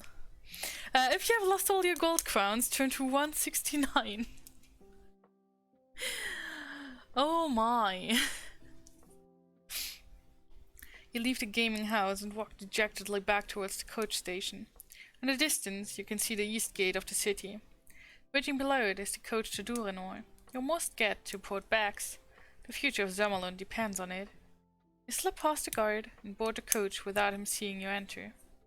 As the departure time gets nearer, 5 other passengers climb into the coach and seat themselves around you.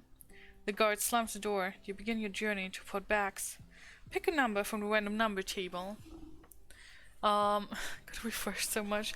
Someone do R&T, please. Someone do R&T and hope for the best.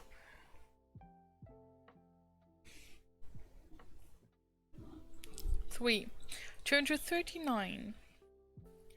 At dusk, the coach stops at an inn in the coast road to put bags. The cost of a room for the night is 1 gold crown for coach passengers, and 3 gold crowns for anyone else. As you're about to enter, the coach driver demands to see your ticket. If you do not have a ticket, turn to 156.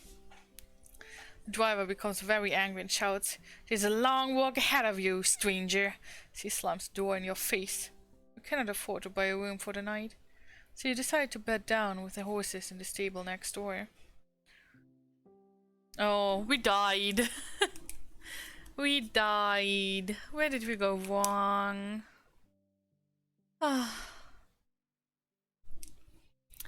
We die. We get stabbed by, we get assassinated by another passenger of the coach. Well, time to reroll our gold.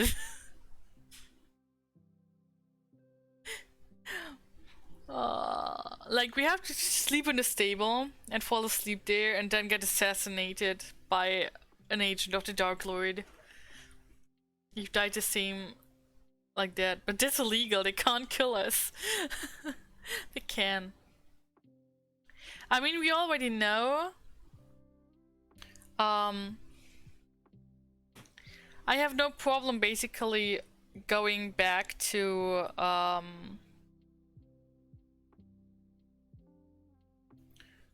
the gaming house, starting with the token and 5 gold thingies, because we would probably just have to do all the things the same, and I would buy the stuff again. Though we could reroll at least our money, so... Bishop, would you do us the favor of doing R&T to see with how much money we started?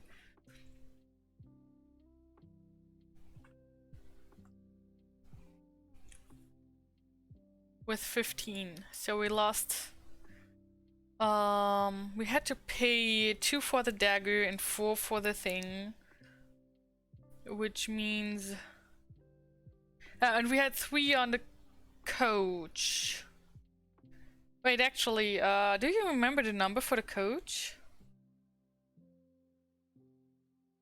If we don't remember it, then we'll just go with that. If we do remember it... Where did I... Wait. If we do remember it, table of contents. I would like to actually go somewhere else. No, we don't remember. So 15 minus 3 minus 6 would be 15 minus 9 is 6. So we would have 6 left. And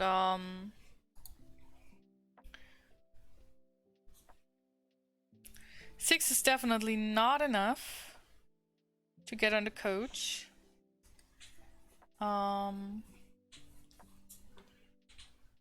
So we try again. And Shana, you decide on a number, please.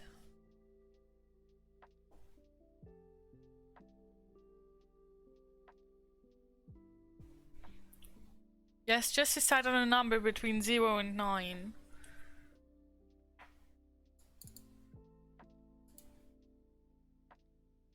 That's all I ask for.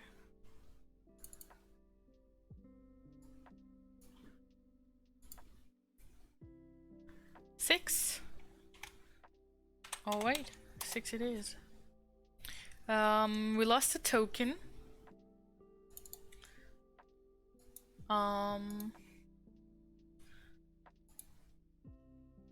Bishop, you wanna do the next one? The next R&T, I mean. We bet 1 gold. And do 1 R&T, please. 8. It's not right next to 6. Mena, next one.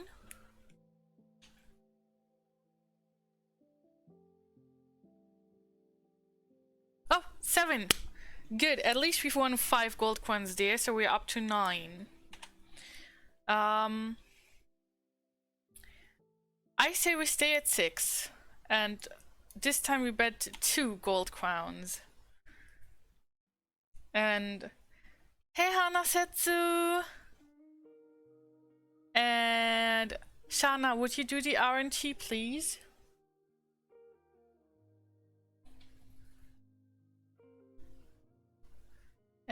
What is a TRPG? 0. Oh, we lost 2 gold crowns. Let's just bet 1. Hanasetsu, would you like to do the RNT? Also, I don't know what the T in TRPG stands for. Tactical. Is this a tactical? Tabletop role-playing game. Not really. It's a role-playing. It's a single-player role-playing book. Would you like to do the RNT, Hanasetsu?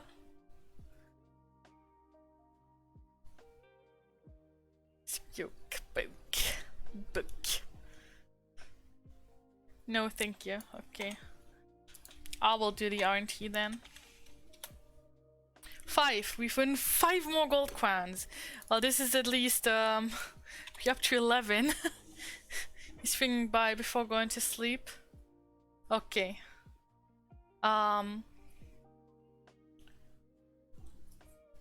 Okay. Then Mena, your turn again for RNT.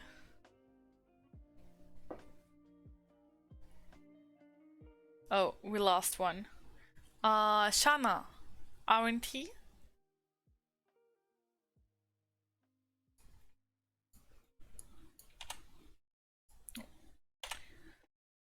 We lost one more. Bishop, RNT?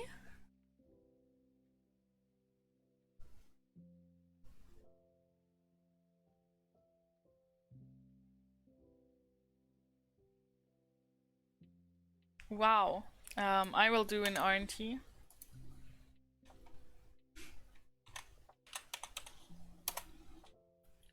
Eight, lost more. Well, we need one more person to do RNT. Is like anyone else here right now, or Sreni, can you do RNT, please? Just once? Sreni says no, he doesn't want to. So, whoever's first does the RNT, thank you. Oh, Mena, why? I will do one last time. Chat RNT simulator. 4. Okay, I think we are down to 5 gold for now. If you have winnings to collect, or if you wish to withdraw with what money you have left, leave the building and turn to 186. Okay. We have money, but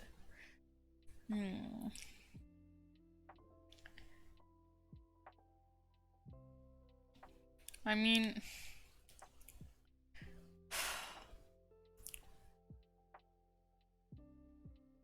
it will just bring us back to the gaming house. But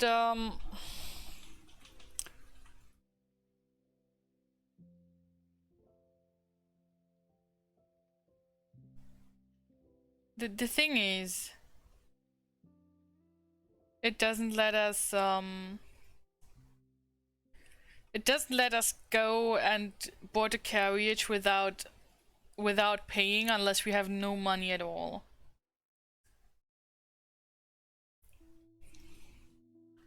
Oh, hey Hanasetsu.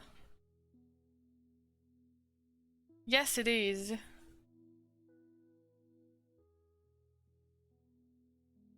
Oh.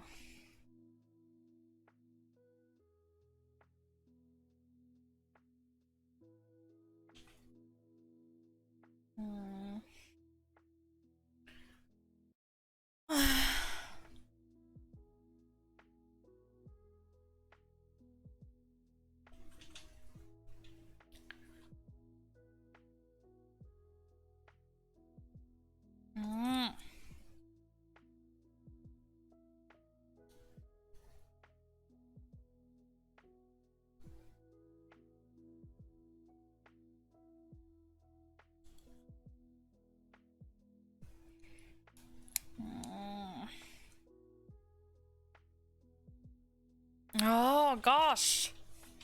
This e-reader is... I'm sorry, this e-reader is just upsetting me right now.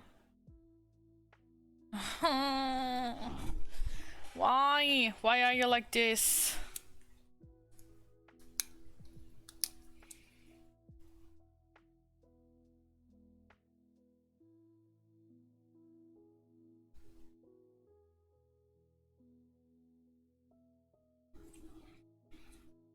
Lose all your money by gambling with Zaza.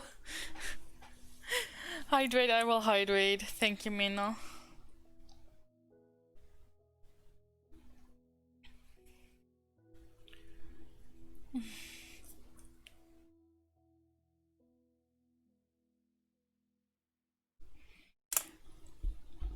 I mean, all we can really do is bet. Stretch. I shall stretch. And Mena walls the RNT, please. We stay with 6. So just wall the RNT and hope for the best. Good stretch, good stretch. Oh my gosh, seriously. Bishop, you are next. Bishop, please wall something decent.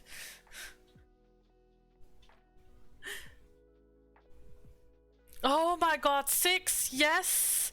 We won 8 gold crowns! Okay, Shana, it's your turn.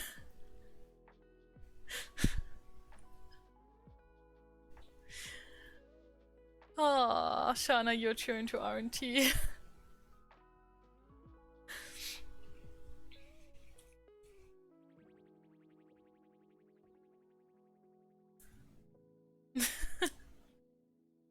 Oh wait, that's an 8, not a 5. Now it's my turn.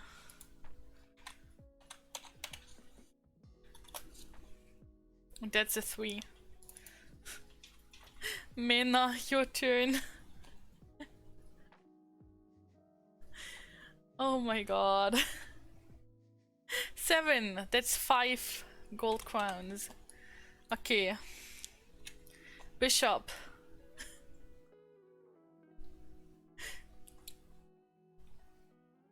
Yay, Bishop, wow! We had 20. Though I say we try one more. I might regret this in the end. But, well, wait, Tief was quicker than me. Oh, wait. I didn't see you there, Tief. 19 plus 5 is 20. 20.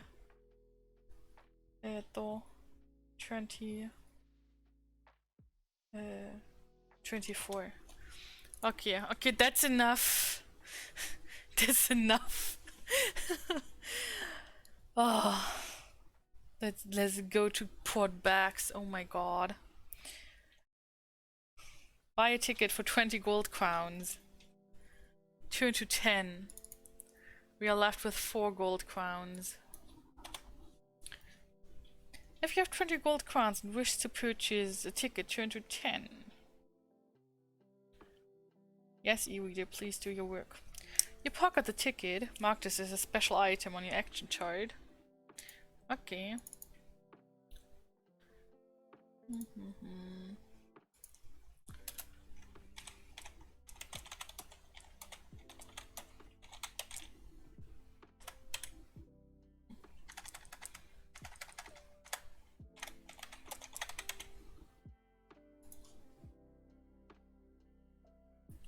And the man takes you to a coach that is waiting near the east gate of the seaport. It is empty, and you take a seat near one of its circular windows. You're relieved to find that the seat is quite comfortable, for the journey to Part2 will take 7 days. Stowing your equipment beneath the seat, you settle back in comfort and doze off. When you awake, there are 5 other passengers, and the journey to Duranor has already begun. Since I already did like an RNT earlier and it says 2, let's just use this for this one. And turn to 51. After nearly an hour, the coach stops at the shrine of Kalanane. It is said that this shrine is built upon the grave of King Arlin, the first ruler of Duranor, and all around the shrine grow clumps of laumspur. If you wish to pick some of the syrup, turn to 103. If you do not, return to the coach by turning to 249. Oh, I don't know. Do we pick herbs? Pick herbs? Pick herbs. Or just return to coach. What shall we do? I mean, at least we got a bit further than before. Like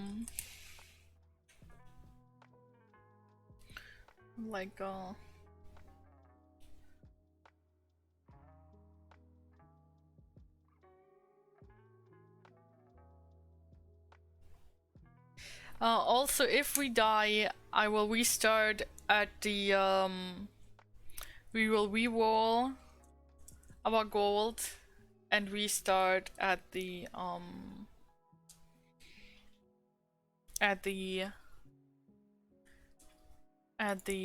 gambling spot.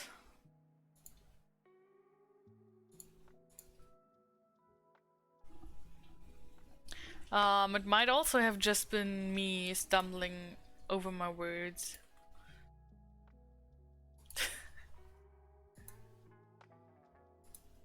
Okay, we pick herbs. We wish to turn to 103. Lamspur is a delicious herb, much sought after in the Lost Lands for its healing properties. You have picked enough for one meal. Eating this meal will restore 3 endurance points to your total. Remember to add this to your action chart if you possess a backpack. Otherwise, you must consume it now or abandon it. You wrap the herb up and return to the coach with the other passengers.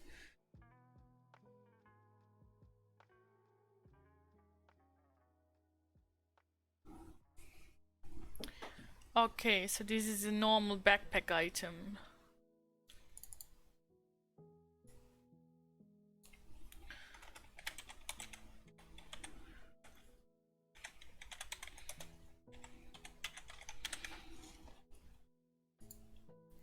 Gotta refresh every 15 seconds. That sucks.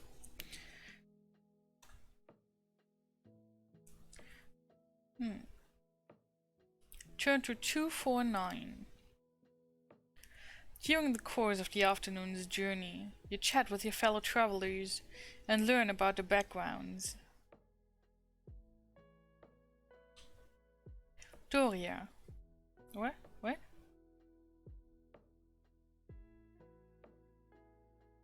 Doria. They are knights in the Order of the White Mountain, warrior lords of Duranor, who have pledged allegiance to protect the country from raids by the bandits of the Wildlands. They own a castle and land near Part2. Next to them sits Halvork, the merchant. His nose is swollen, and his face is badly bruised, thanks to Lachlan, the overlord of Ragadorn. A little misunderstanding about port taxes lost him his cargo and most of his gold. Seated by the far door is a priest called Parzian. Like you, he's a Zammerlanding who has journeyed across the wildlands by coach on his way to Port-Bax. Beside you sits a young woman called Viveka. She is a mercenary adventuress, who earns her gold by fighting for it, and sells her services to the highest bidder. She's returning to Port-Bax, having collected payment for a successful adventure in Ragadorn. Now, not wishing to reveal your true identity, you have pretended to be a simple peasant. The travelers seem unaware of the war that now wages in Sommerlund. Turn to 39. I shall note that.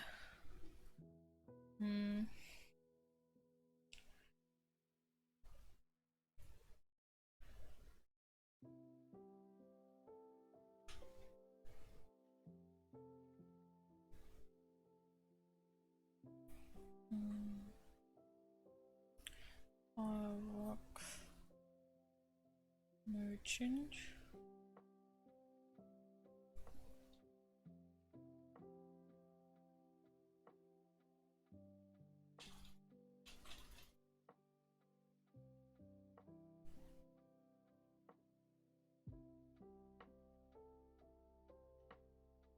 Wait, but one is missing. They said there were 5. Oh, sitting opposite are 2 brothers named Garnon and Duria. So, That's the first one. Turn to 39. At dusk, the coach stops at an inn on the coast road to Port Bax. The cost of a room for the night is 1 gold crown for coach passengers, and 3 gold crowns for anyone else. As you are about to enter, the coach driver demands to see your ticket. If you have a ticket for the journey to Port Bax, turn to 346.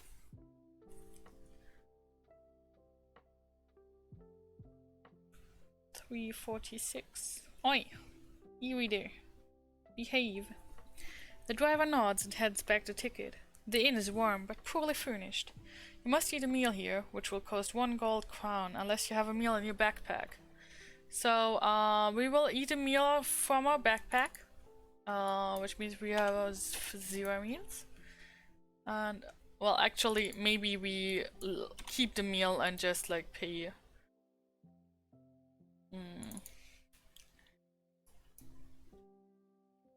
Though we don't even pay for a meal, we just lose,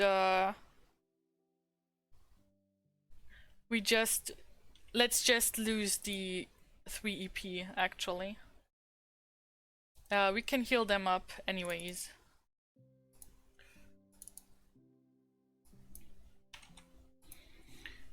The Kai discipline of hunting cannot be used when instructed to eat a meal on your journey through the wildlands. It is a barren wasteland inhabited only by creatures called Zals, a weak and cowardly breed of Giak. If you can afford a 1 gold crown for the room, turn to 280. If you have no money, turn to 25. Turn to 280. You sleep deeply without being disturbed before rising at dawn, gathering your equipment and joining the others as they board the coach. For 2 days and nights, the coach follows the trade route across the flat, treeless wildlands. It stops only to allow the driver to sleep. But on the morning of the 9th day of your quest, there is an unfortunate accident.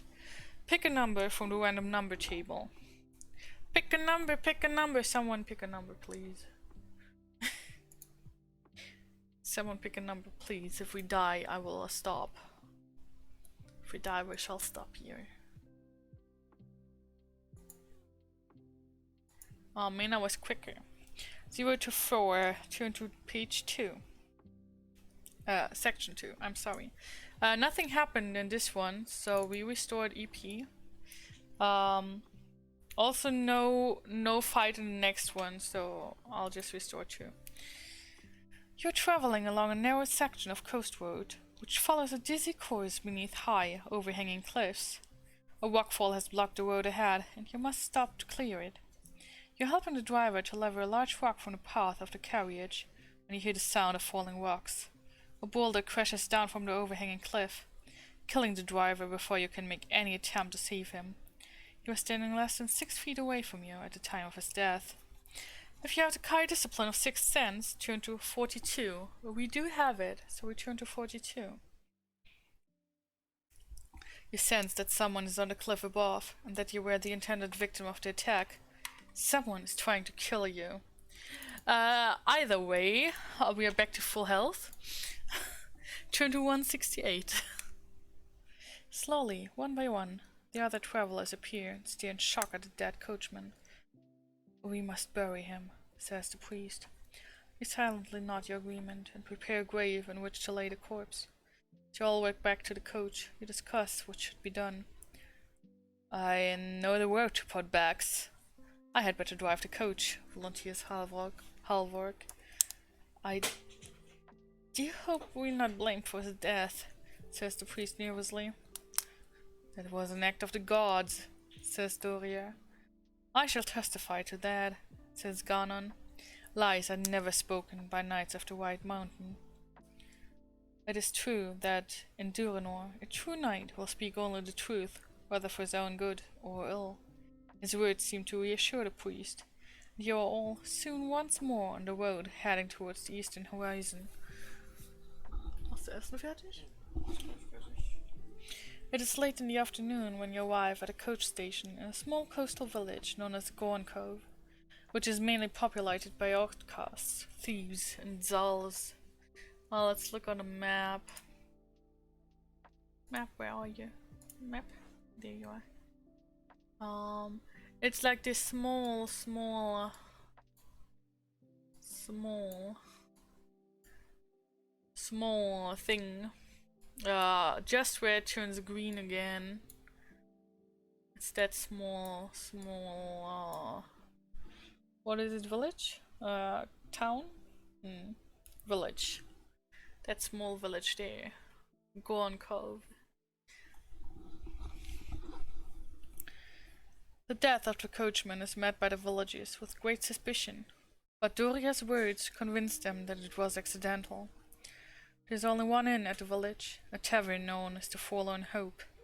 Its state of disrepair is typical of all the other hovels in this poor sea village.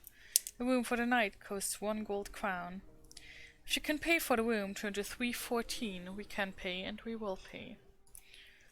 The innkeeper is a thin old man with only one eye. He hands you a key and points to a balcony opposite number 2. The red door, he says. The other travelers each pay their 1 crown, collect a key, and make their way across the crowded tavern floor towards the stairs. Where's our pouch? Down to 2. We must make plans for tomorrow, says Doria. The others all nod in agreement. I suggest we meet here in the bar in 1 hour to decide what to do. You close the red door of your room. For some unknown reason, you recall the words of Captain Kelman, and you left Holmgard Harbor. There is evil treachery at work, and the enemy already has plans afoot to thwart your quest. An hour has nearly passed, when your thoughts are disturbed by a knock at the door. It's the innkeeper, and he is carrying a tray of hot food. With the compliments of one of your friends, he says, at least before you can ask which one. You have not eaten today, and the food smells most appetizing. If you have the Kai discipline of hunting, turn to 290. If you wish to eat the hot food put before you, turn to 36. If you do not want to eat this food, you must eat a meal or lose 3 endurance points and turn to 178. I've got the feeling we might die if we eat that. I'm not sure though.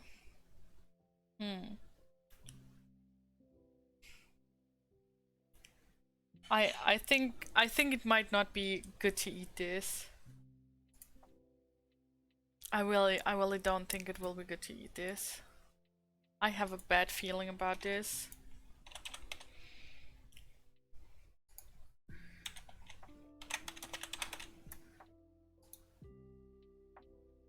I mean, yeah, we have our own food, but we also don't expect to be fighting anytime soon, and we have healing. So I'd say we probably just don't eat. We probably just not eat at all, and lose the 3 endurance points. And just deal with it and keep our meal for when we really need it, like when we are like in low health anyways. Is what I would do.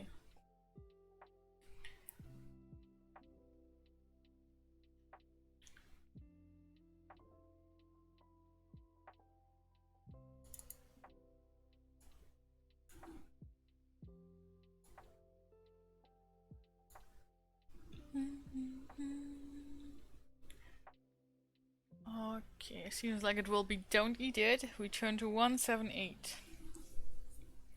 Although the delicious smell of the food is making your mouth water, you suspect that something is very wrong. You set a tray down by the door. Your hunger has made you tired, and you decide to take a short nap before meeting the others in the bar. When you awake, you see the bodies of 2 dead rats lying beside the food tray. They've been poisoned. The shock soon turns to anger when you realize the poison was in the food intended for you. You grab your equipment and leave the room, intent on discovering your would-be assassin. No combat here, we get 1 back. We turn to 200. By the time we reach the bar, the others are all seated at a large table awaiting your appearance. Drawing closer to the table, you realize you have found your would-be assassin. You will have to attack without giving any warning to your enemy, so study your fellow travelers carefully, and then make your decision. Wow.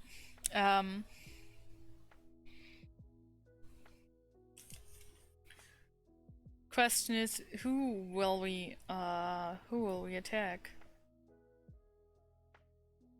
Oh, there's a picture. There has been a picture before.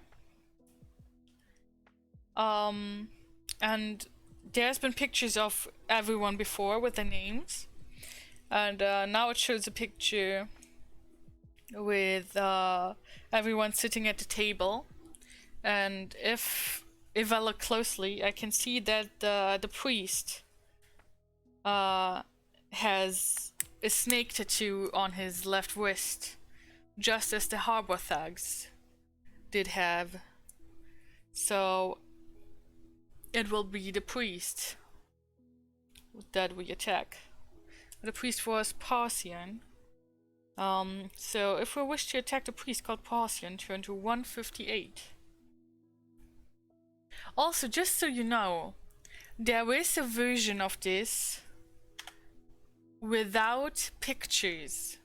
So in that version you just have to hope to be lucky. Holy fuck, that's cute. What is cute? Hello, Spawn! Oh, you missed so much already! You missed 3 deaths! Oh no, yes, it was 3. You missed 3 deaths! Why? What did you do that you missed so many deaths? No, it was 2 deaths. I'm sorry. We are about to attack someone. Combat skill of the priest is 16. And endurance is 23.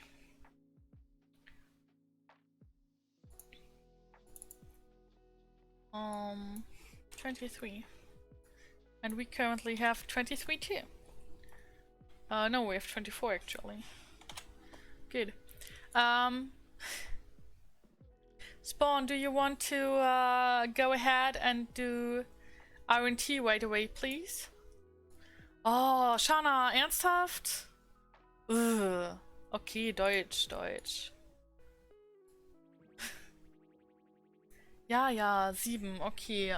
4, 7, 7, 4. Gegner verliert 11, wir verlieren 1. Wir sind auf 23 und der Gegner ist auf 12. Nächster Mena. Mena, RNT bitte. 4. Gegner verliert 8, wir verlieren 2. Und als nächstes Shana. Shana, bitte nichts Dummes. Ich habe keine Lust zu sterben. 5. Wir verlieren 2, der Gegner verliert 9. Gegner ist tot. Joppa, tot. Und wir sind auf 19. Danke sehr.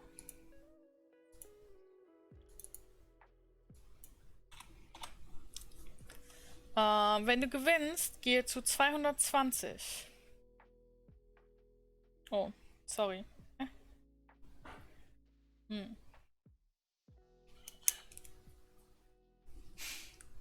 Während du den Körper durchsuchst, erfährst du alles, was du wissen musst, um zu belegen, dass er der Meuchelmörder war. In seinen Taschen findest du ein halbleeres Fläschchen mit Gnaduren. Was ist Zap? Mit Gnaduren. Harz? Irgendwas in der Richtung. Das tödliche Gift, das genutzt wurde, um dein Essen zu vergiften. Außerdem ist dort eine Schriftrolle, geschrieben in Giak, die Details über deine voraussichtliche Ankunft in Port Bucks enthält. Er muss dich in Ragadorn entdeckt haben und dort seine mörderischen Pläne geschmiedet haben.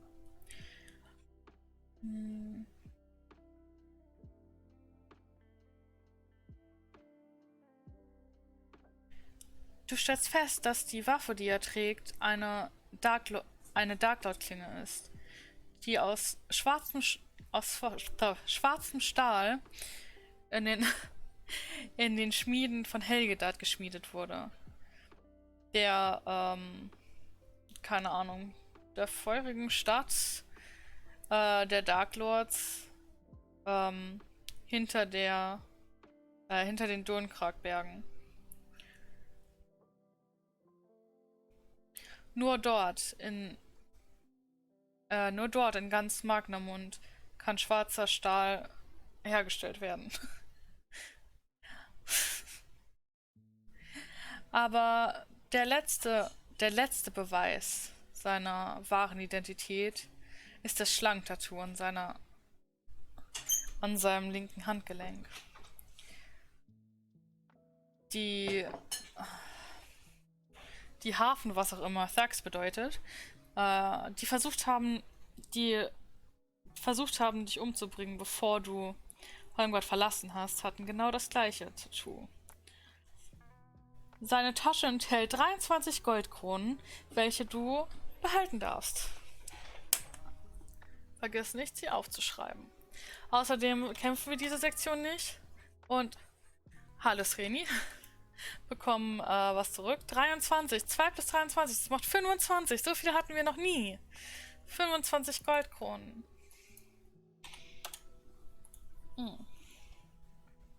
Gehe zu 33.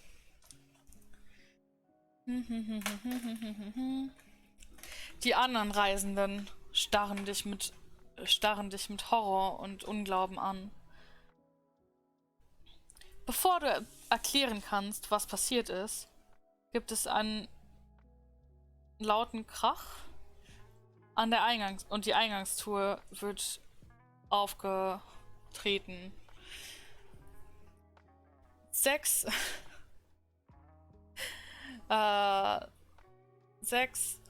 was ist armored? Armored? I don't know. Kann ich schon wieder? Ich kann schon wieder. Before you can explain yourself, there's a loud crash as the front door is thrown open. In rush six armored soldiers led by the innkeeper. They are the town guard, and the one-eyed innkeeper is screaming at them to arrest you. If you wish to fight them, turn there. If you wish to escape by the rear door, turn there. Wow. Thank you, Yui, for the head pads! Hello, Yui, welcome! Welcome, Yui! Welcome, Yui! Did you have a stream this earlier? If so, I did miss it because I was sleeping kinda long today. I hope I didn't miss it. I hope you didn't have one that didn't miss any. Okay, there will be a poll. Do we want to fight? Or do we want to try and escape? Last one was Friday. Oh good, then I didn't miss it. I hate missing your streams because it means I probably won't have enough points next time to give you hat pads, and that makes me sad. I would like to give you hat pads. Anyways, we are not fighting this round, even if we might fight next round, so we get 1 EP back. Oh, Moni! Moni, welcome! Thank you for the raid! Hello! Hello, hello! How was your stream?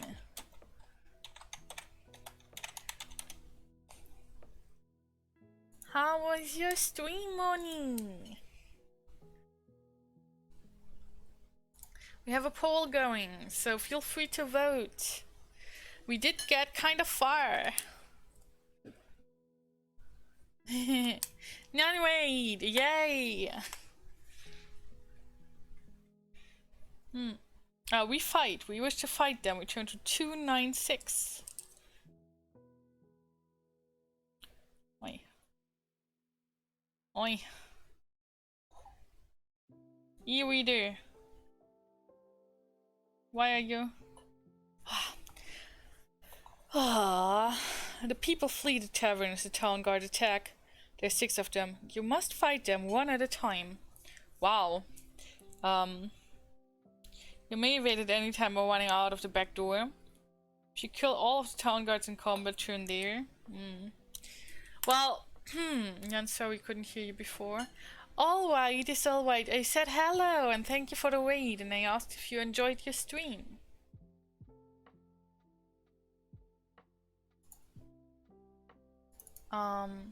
We start up with 21. The first one has 22. And the combat ratio is 20 minus 13 equals 7.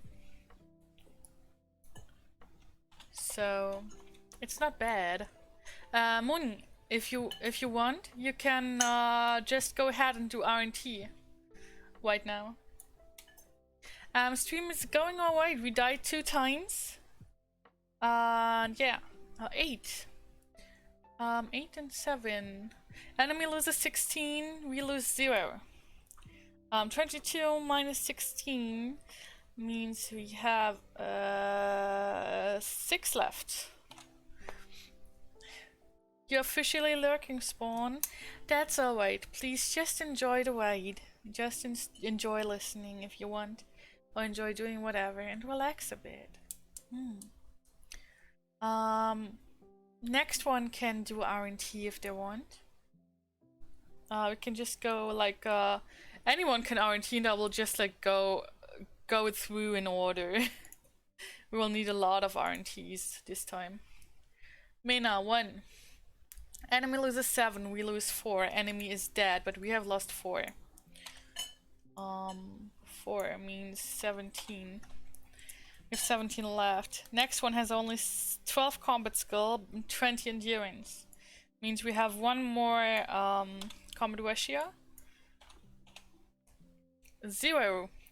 0 and 8. We kill the enemy and lose nothing. Good one. Next one only has 11. Meaning we have a ratio of 9. And has 19 endurance. I will just do an RNT. 2. Enemy loses 9, we lose 4. 3, sorry, I can't read. We need more RNT.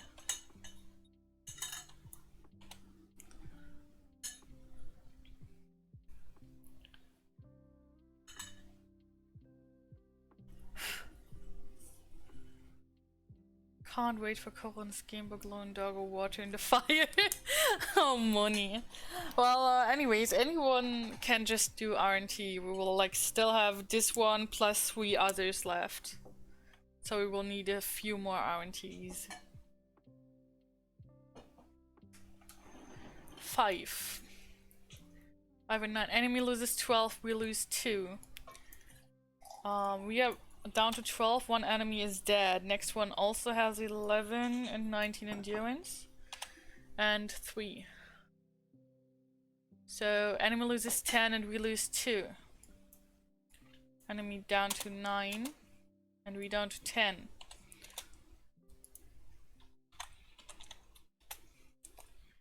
Another 3. We lose 2 again and enemy loses 10. So enemy is dead. We are at 8. Next enemy has only 10 combat skill and 18 EP. So we are at 10 combat ratio. And we need more RNT. We just have to stay alive somehow. I don't know how, but we have to stay alive somehow. More 3. Enemy loses 10 and we lose 2.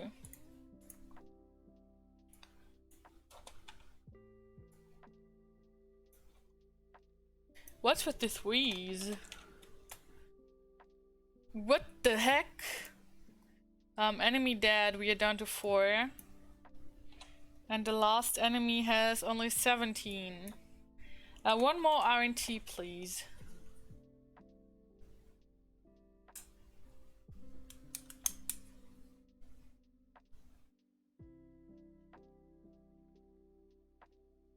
I don't care who does it, I just need one more. 5.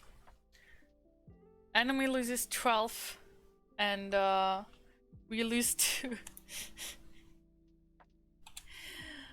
Oh, yes, Moni, do it again. It was still on cooldown. Please don't kill us. If you kill us, I must cry. 5. Oh, we're dead. Double kill. It's a double kill. It's a double kill. On that note, like I just noticed, we could have just used our, It's alright, it's alright. Remember when we picked up the herbs? Is alright, Moni. Maynard and Fox, remember when we picked up the herbs? It said I can use it at any time to recover EP. It didn't say I can't use it within a fight. So I can use it within a fight, and we shall use it before we die. All good money. I knew it would fucking save us. By the way, what? Saved by herbs. Yes, saved by herbs. Is fitting for someone who is working at a pharmacy. So we turn to wherever. The floor of the tavern is covered with the blood and bodies of the people you have killed. Outside in the main street, you can hear the chant of a mob. Local inhabitants believe that you are a mad murderer, and they intend to lynch you.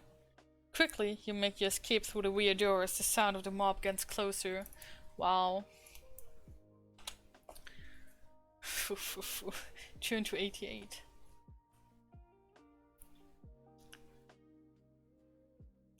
Although night has fallen, a full moon casts a bright light upon the village. Behind the tavern, you see a small wheelwright shop with 2 horses hitched to a hay cart. If you have the kite discipline of camouflage, turn there. If you wish to take a horse and escape, turn there. If you wish to hide in the wheelwright's shop, turn there. We do have camouflage, right? We can just use camouflage. Let's use it. Turn to 179. Using your high discipline of camouflage, you can hide undetected in the hay cart until it is safe to come out. If you wish to hide in the hay wain, turn to 82. If you would rather take a horse and leave the village, turn there.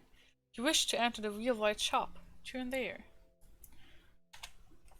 I am recovering the EP, as you can see. I hope you see it. Wait, I am on the right one, wait.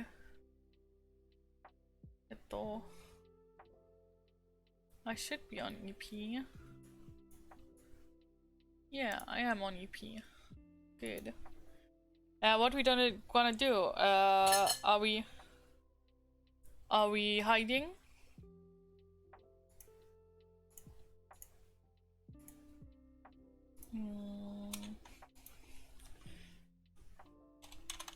Hide.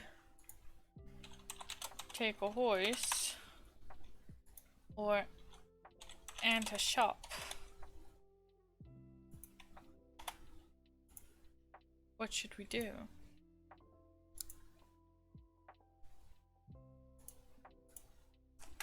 What should we do?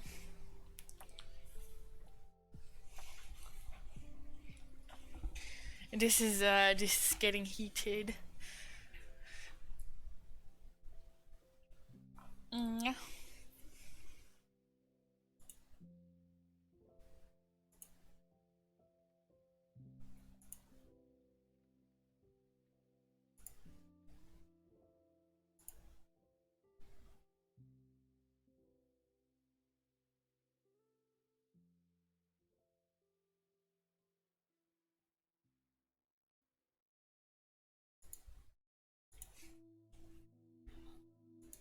Meow, meow, meow, meow, meow.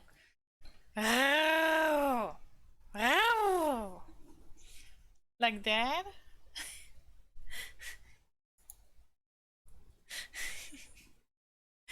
Oh, what are you making me do? What are you guys making me do? Hiding we do. A2. 82. We go into hiding.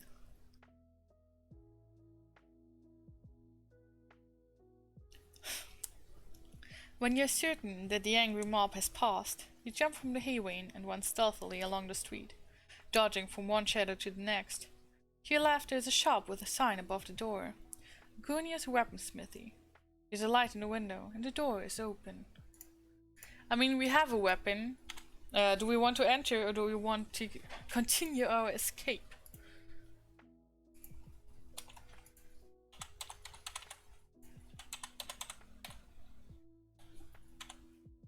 We have a bunch of money. We could buy another weapon. But we could also escape. I don't know which we want to do.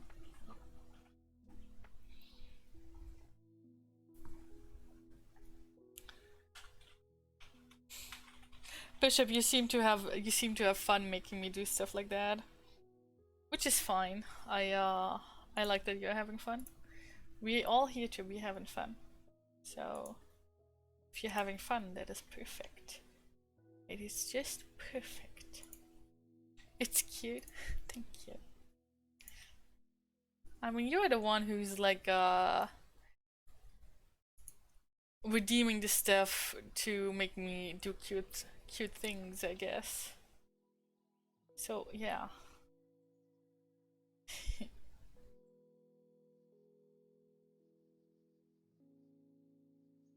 I know. Oh, we enter. Okay, we turn to 55. A large man dressed in a leather apron is busily sharpening a fine broadsword. He's seated at a grindstone that sends a shower of sparks high into the air every time he touches the blade to it. He bids you good evening and offers you the broadsword. Oh? 'Tis a fine blade, wrought of Duanese steel. Can be yours for only 12 gold crowns. If you wish to purchase the broadsword, mark it on your action chart. If you leave the shop by the front door, turn to 347. If you leave by the rear door, turn to 3.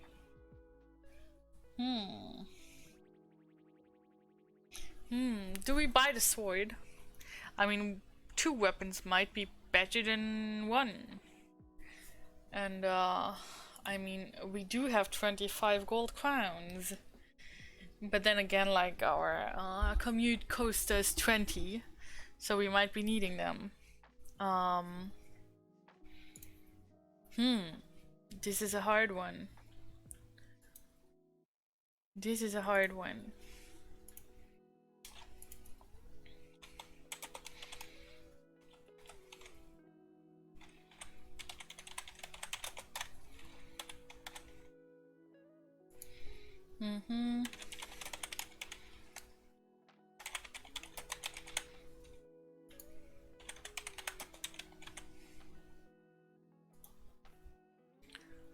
I am not sure what to do. And happy lurking, Minna.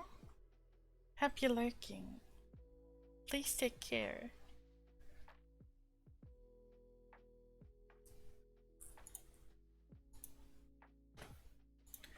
Please take care, and guys, do me a favor and vote, because I don't know what to do. I guess we did come in through the front door and there wasn't anything there when we came in, so it might be safer than rear door. And as I said, we have already a weapon, so I don't think we really need it.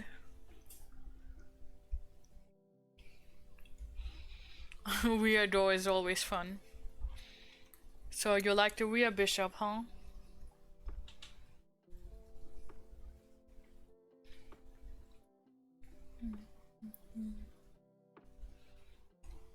Rear door it is, we turn to 3.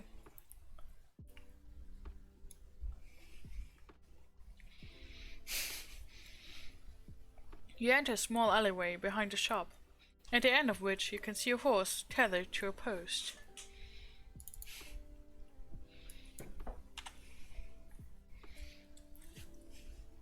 Nothing's wrong, Bishop.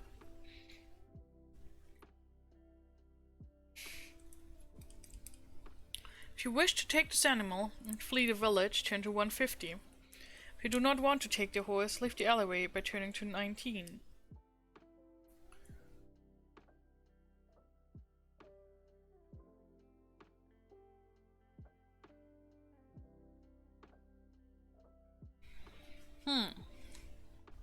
What we gonna do? What we gonna do? What we gonna do?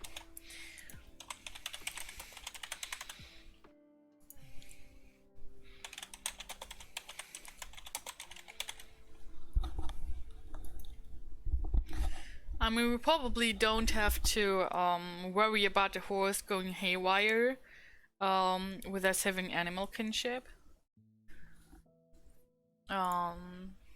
Yeah, that's all I can say. Else is another choice to make.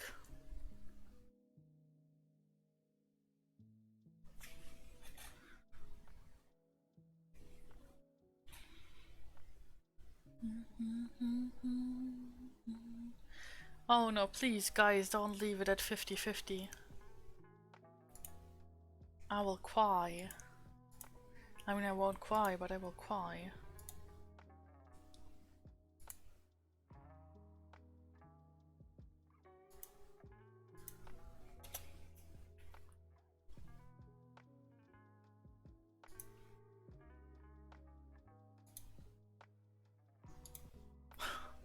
We'll leave Horsey alone and return to 19. Less than 20 yards away, a small search party is marching along the wet cobblestones. You run towards the darkened doorway of a small shop and quickly enter to avoid the mob. With your heart pounding in your chest, you pray that you have not been spotted. Another section without combat. Turn to 71. You slam the door shut and draw the bolt. The shop is dark, but you can still make out a staircase to your right, a trapdoor in the center of the floor, and another door in the opposite wall. Suddenly, there is a crash as an axe splinters a panel of the door behind you. You have been spotted entering the shop, and the mob are breaking down the door. Another one without combat. If you decide to open the trapdoor and hide in the cellar, turn to 11. If you leave the room by the other door, turn to 54. If you decide to run up the stairs, turn to 235. Oh my. Oh my, oh my. This is hard.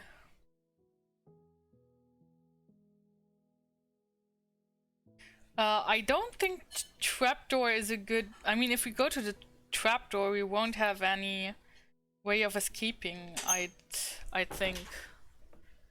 And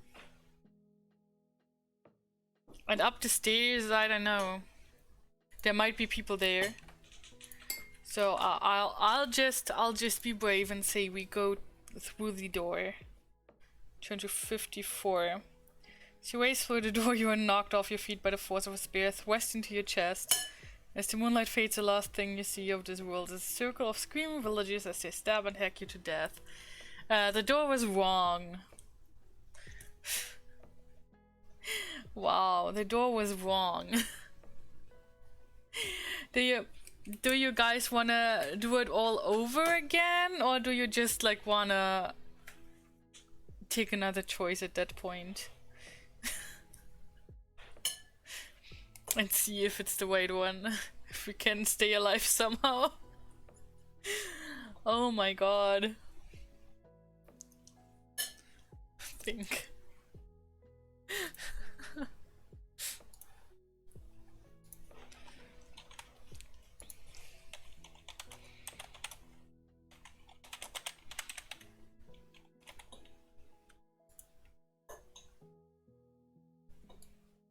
And staying alive seems rather difficult. Yes, it does.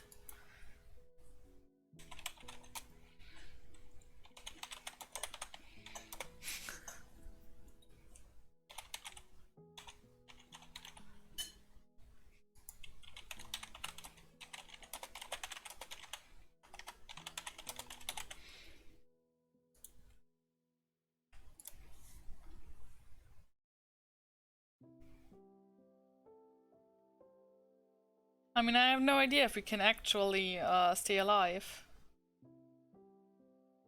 But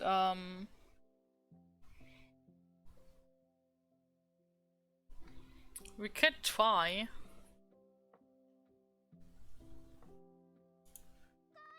Oh, Gunnar, hello.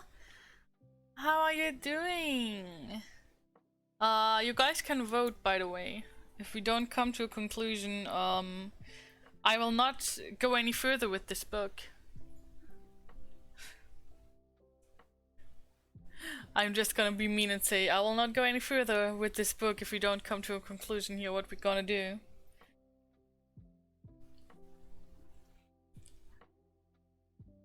Thank you, Moni.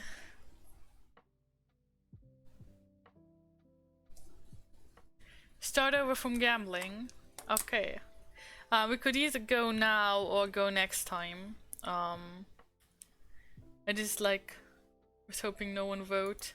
You wanted to stop playing this? I mean, okay, Bishop. You don't have to be here and suffer through playing this. You don't have to be here and suffer through playing this, you know?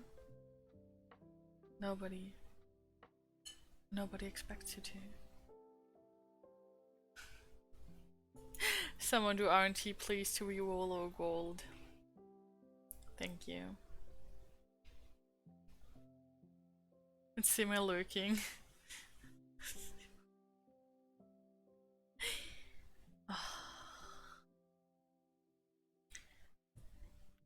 10 would mean we would start at 1 gold, which is basically impossible.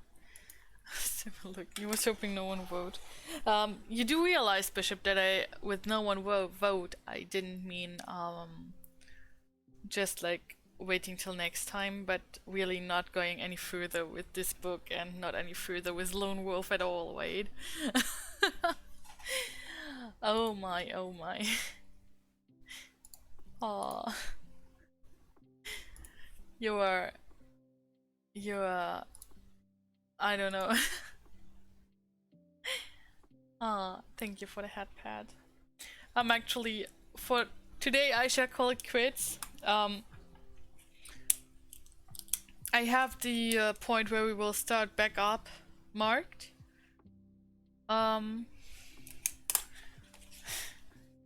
We will start back up there next time. Shauna. Scared. Why are you scared, Shauna? Why are you scared? Are you scared of not doing any more of this of the series? We are back. Welcome back, Wally. Thank you for the hat pets, Tsuki. Wait, is everyone getting back? Like, seriously? You'll never escape me. Well, yeah, but I do want to eat dinner, and I'm kind of tired. And we like that was our third death. So I'm gonna just finish my stuff. Dinner, yes, dinner. Go eat. I shall go eat. And see you all next time. But first we will. I just got here. You're done with work to keep comfy and healthy. Well, thank you. Can we wait someone? We could go wait food.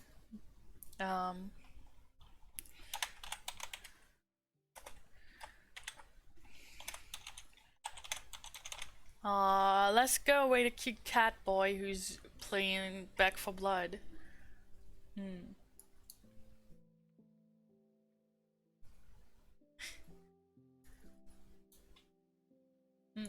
Man, my timing sucks. It's okay, Quali. I might be drawing after dinner on my server again, so feel free to hang around then. Okay. It's intended for mature audiences. I think we all are mature audiences. We shall go wait food.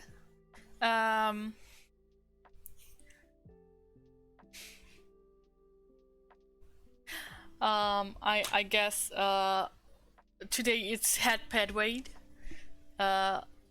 Yes, today's raid message is gonna be hat pad Wade. So like this. However often you wanna do that. Take care, everyone. Remember to eat your veggies and stay nice and healthy if you can. Bye bye.